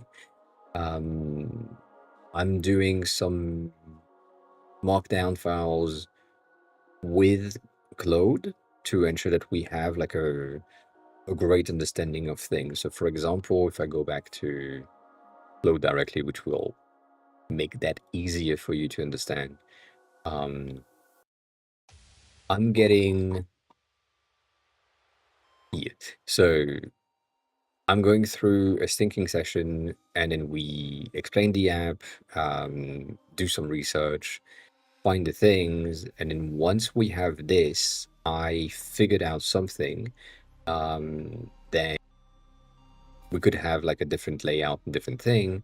And then once or while we were talking about it, chatting with Claude specifically to ensure that I do have a greater understanding of what I want to achieve, and that Claude also has an understanding of what I want to achieve. While this happened, I figured something, and I just explained that.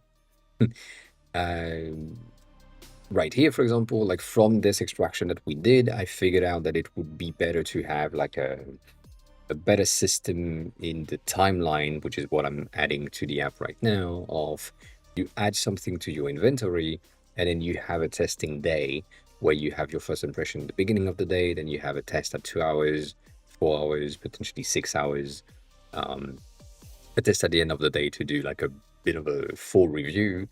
And then if you need deeper testing days because you want to test the same perfume across multiple days, that is going into the timeline. That thinking session right here is me basically figuring out what needs to happen in the app. Then we have an outline that is better. And then once this is done, I'm extracting these things into the data model that needs to happen, into the description of the things, as I was saying earlier. So right here, for example, the testing workflow needed to be defined and explained and so on. So that's something that happens, and it makes sense. So at the end, the documentation is going to be pretty simple and mainly text because it's just easier. But yeah, that's the type of thing. At the end of the day, again, I said that way too much today. Because it's just me, I don't care. These documentations are not for me. These documentations are for Perso to figure things out. You're in. Hi. Welcome on in. How is you? How's the day going? You might be interested in things. Lizard.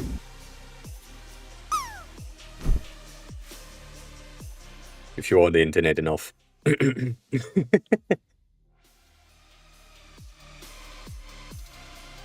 Otherwise, yeah, you're not.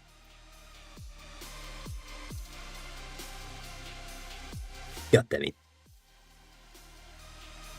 So yeah, that's the long answer, but that's the answer. Also, Stony, why do you say that it's stressful? What happens?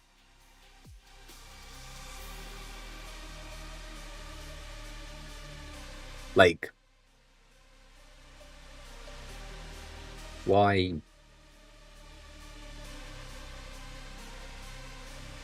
Yeah.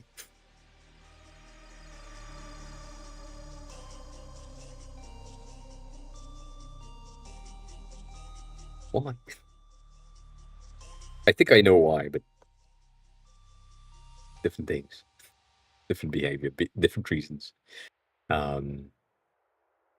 We're not documenting anything. I'm just I've been asked by them 0000000 earlier what are the type of documentation that I'm doing on big projects, and none.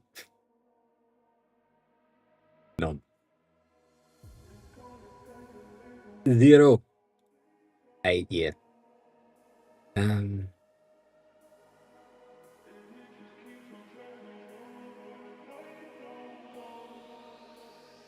I see.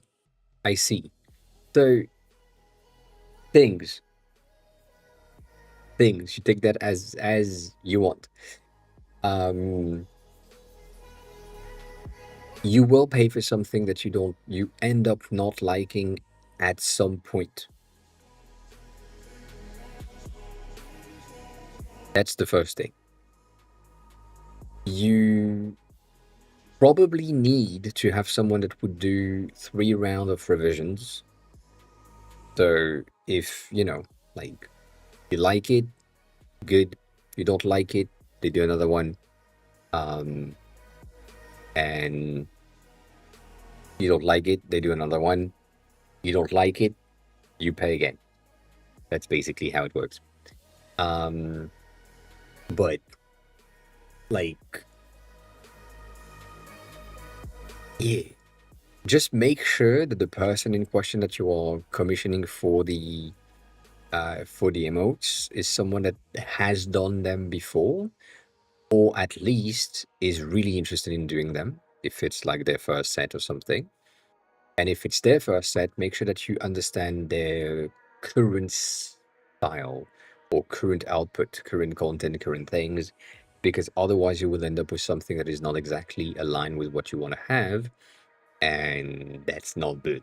Not good, not good. God damn it. So I know that you're currently in talk with someone else, so that doesn't really matter. But you know, Etsy is filled with people and with a lot of things. Some of these exist. That's what I'm gonna say. And the probability for someone to already have done a set of icons that is in the style that you like, with the animal that you like, with whatever, and it's a set, and you can just buy the thing for like $10. Um, you know, is a pretty option. Pretty option. Um,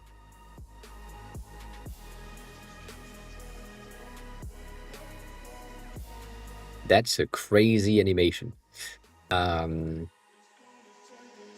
yeah, if they're doing like a pack of 6 for $70, $80, basically, um, you know, that's pretty nice.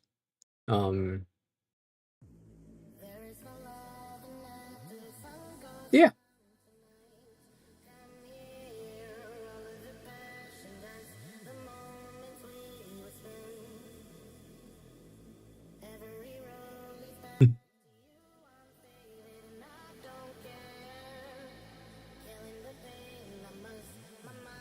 I think that's good. I think their style is pretty nice overall. They have a nice overall feel to it, and yeah, I agree with that. I agree that you want something that is recognizable and referenced, like something that looks like you or feels like you, or shit like this makes sense. Again, I am known for this one. Like, this one is me on many platforms. Otherwise, it's these. Like, these aren't me. My face, no. So, yeah. Yeah, the cash one, but not that much. Not that much. The eyes are just. I haven't found any other emotes that convey the expression of looking at the streamer, specifically because it's pointing at the streamer with the chat and whatever. Like, I don't have anyone else that does that. I know that James had a splat that was pretty good, but I don't have James anymore. And Plush has this one, which is pretty nice. But then, like, it's not the same. It's not the same.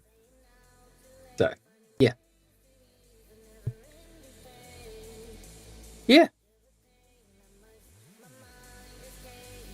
That's good. That's good. Again, going back to why did I do that? Going back to that link. Did I click on it? Did I close it? I closed it.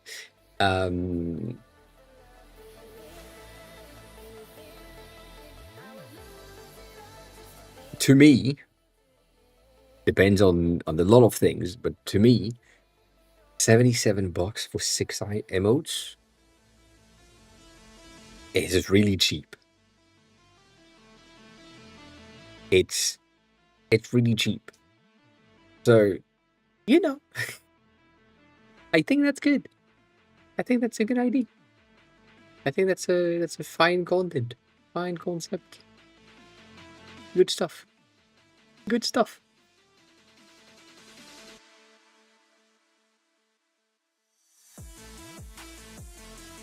And then the style that we have here is really nice, to be honest. Like, the output is nice, and specifically this one. This set looks really, really cute. I am just scared, because I always am with emotes. The details are just I know the size of things, and so, like, I'm not doing anything illegal right there. That's not me. I am not doing that. It's not at all. But like this thing is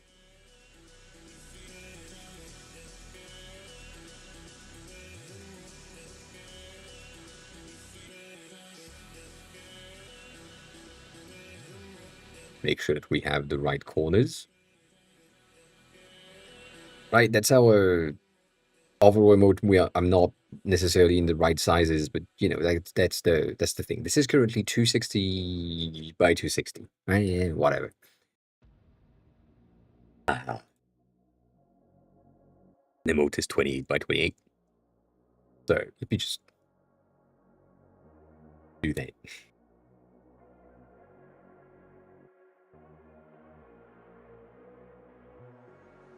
That's the size difference. That's the first thing. And that's 28 by 28. So yes, 100%, right? You have the file, and you get it at a greater resolution than 28 by 28, so that you know it makes sense. But it's always complicated, and you will have all of the details that you want to have in here. They will look amazing. I agree with it. You will always have the ability to do this, right? If I'm there, I'm just hovering. I have the details, which is the goal. See the details, but then again, most of the details that are here, I don't see them. Like the feathers on the chest that I see on the zoomed version, I don't really see them on the smaller version. Doesn't mean that it shouldn't be there. It's just different things. That's all I'm saying. And obviously, same thing. Like the details that we have here are not the same detail that you have in the output version. Though, because I worked on pixelated version first and at 28 by 28 all the times, then it makes sense for me to just get that. It's there. Makes sense.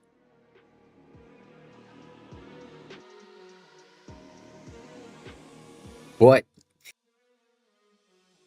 these ones are really cute. At the end of the day, again, we need a counter. The only thing that is recognizable on emotes is the faces. So the eyes, the mouse, the eyes, the mouse, the eyes, the mouse, the eyes, the mouse. Like all of that is what is going to be referenced and used as the emotion. Therefore, you should be good. Again, I do love their style. I think they are doing a very, very good job on here, and most of these in animated and so on are going to be really simple to animate. So yeah, I think that's a good deal. I think that's a good deal. I would even do that, personally speaking. Just um, yeah, makes sense.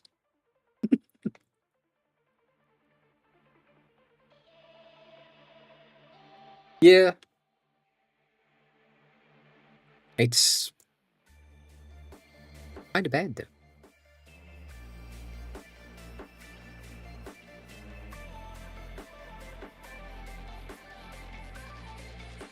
Yeah,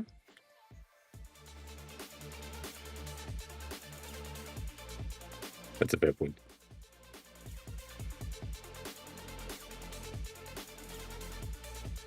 The thing that you can do, like I'm gonna say that now because that's an option as always.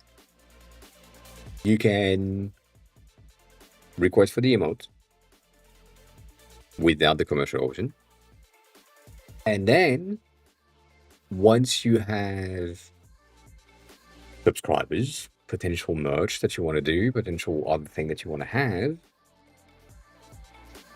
just contact them and say, well, I kind of would like to get like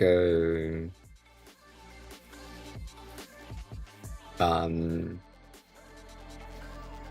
a commercial license, and maybe they give it to you for free, maybe they give it to you for a discount, maybe they give it to you differently. Doesn't really matter. I would say, um, I don't know what you would do with the emotes in any ways on the commercial thing. Like, yeah, are you gonna put them on a mug?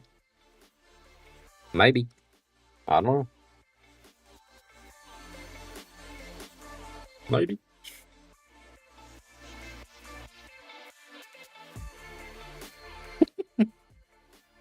Lizard. Sorry, that's the wrong button. I mean, that's the right button, but that's the good timing. Um, so yeah, I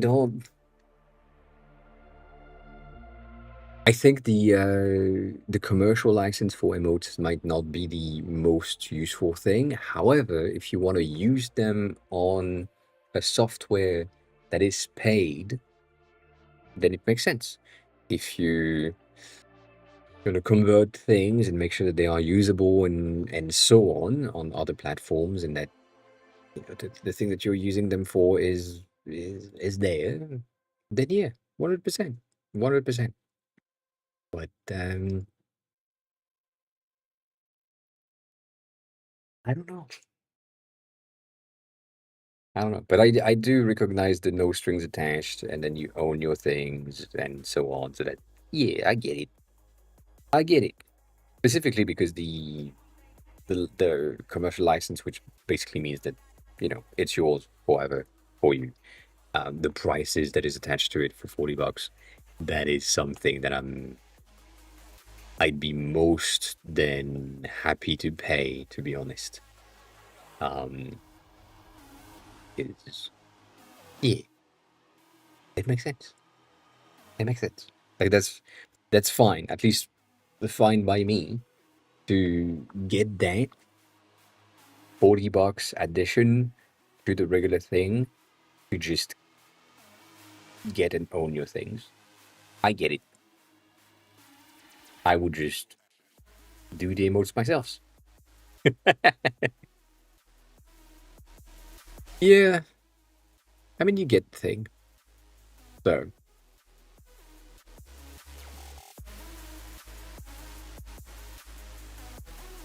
huh? Die.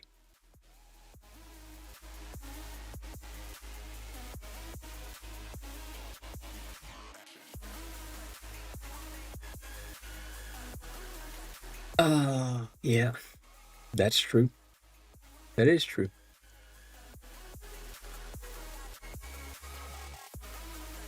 Rosie, look money. You don't do commissions? What do you mean you don't do commissions? Aren't you currently doing commissions? Isn't that what's happening?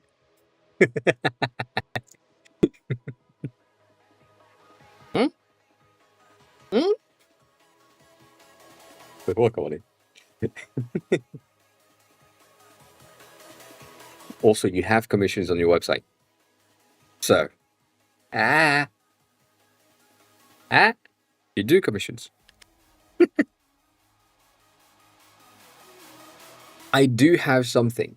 And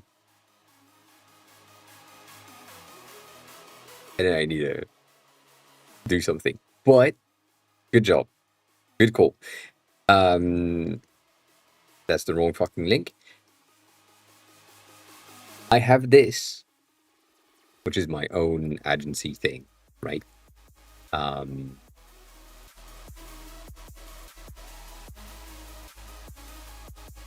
This price is cheap for the industry and the current state of how designers and design agency are currently set up. Most of them are like 4K, 5K, 7K, 10K ish per month. That's the current prices.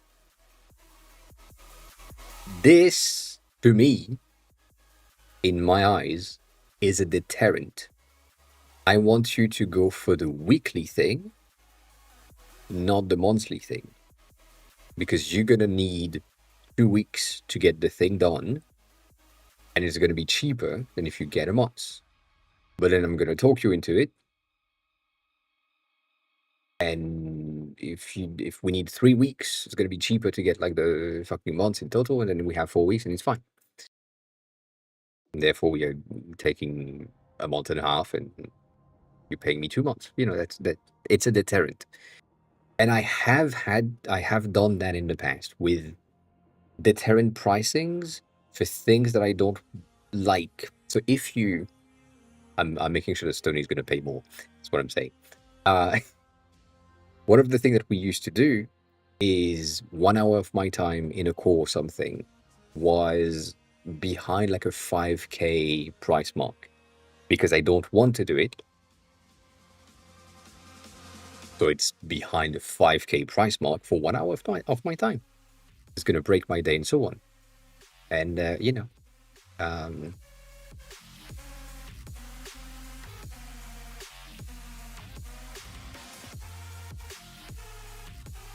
that's the thing. That's the thing we do. And the thing that is really good is the yours is different. Like I need right now I need to go spend a week with you. Like that's what we have to do, right? I'm taking a vacation and I'm coming back to you. That's what's gonna happen. I appreciate it.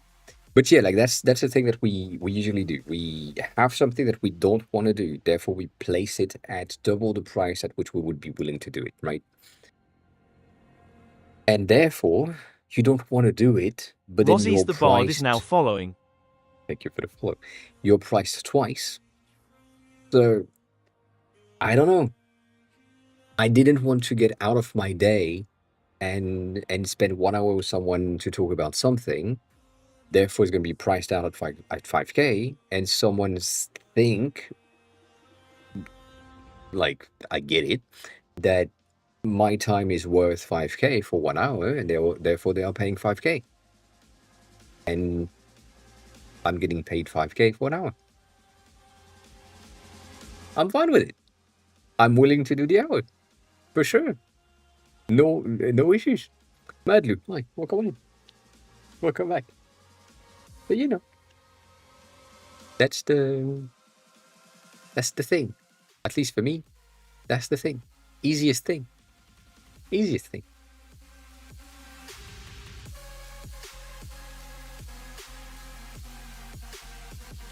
What? Madlu, you arrived late. I need to go. However, I don't see anyone that is live other than Cat. It's fine. But you know.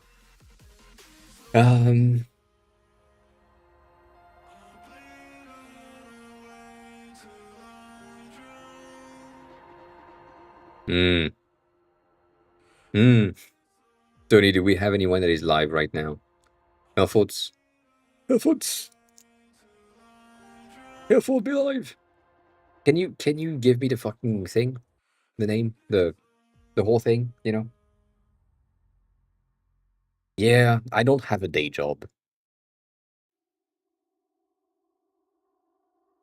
That helps. I don't need a day job anymore. Yeah, no, I don't. Fucking 2 L's every time. I think last time we had the same thing.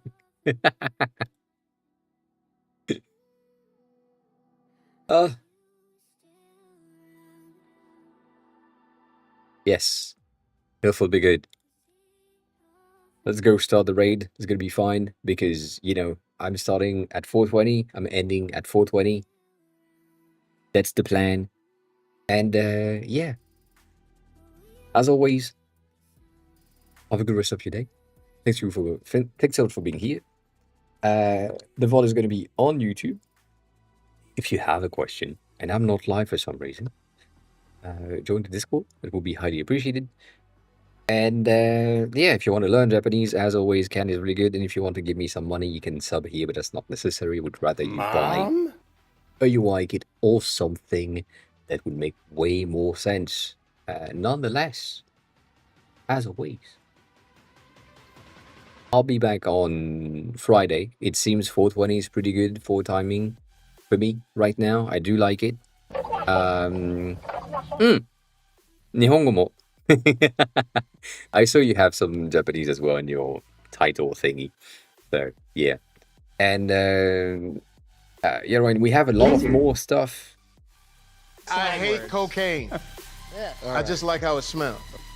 You know, a lot of new stuff. New stuff that you haven't heard just yet. But yeah, anyways, take care of yourself. Eat something, drink something, be kind to each other. And I'll see you all next time. Bye.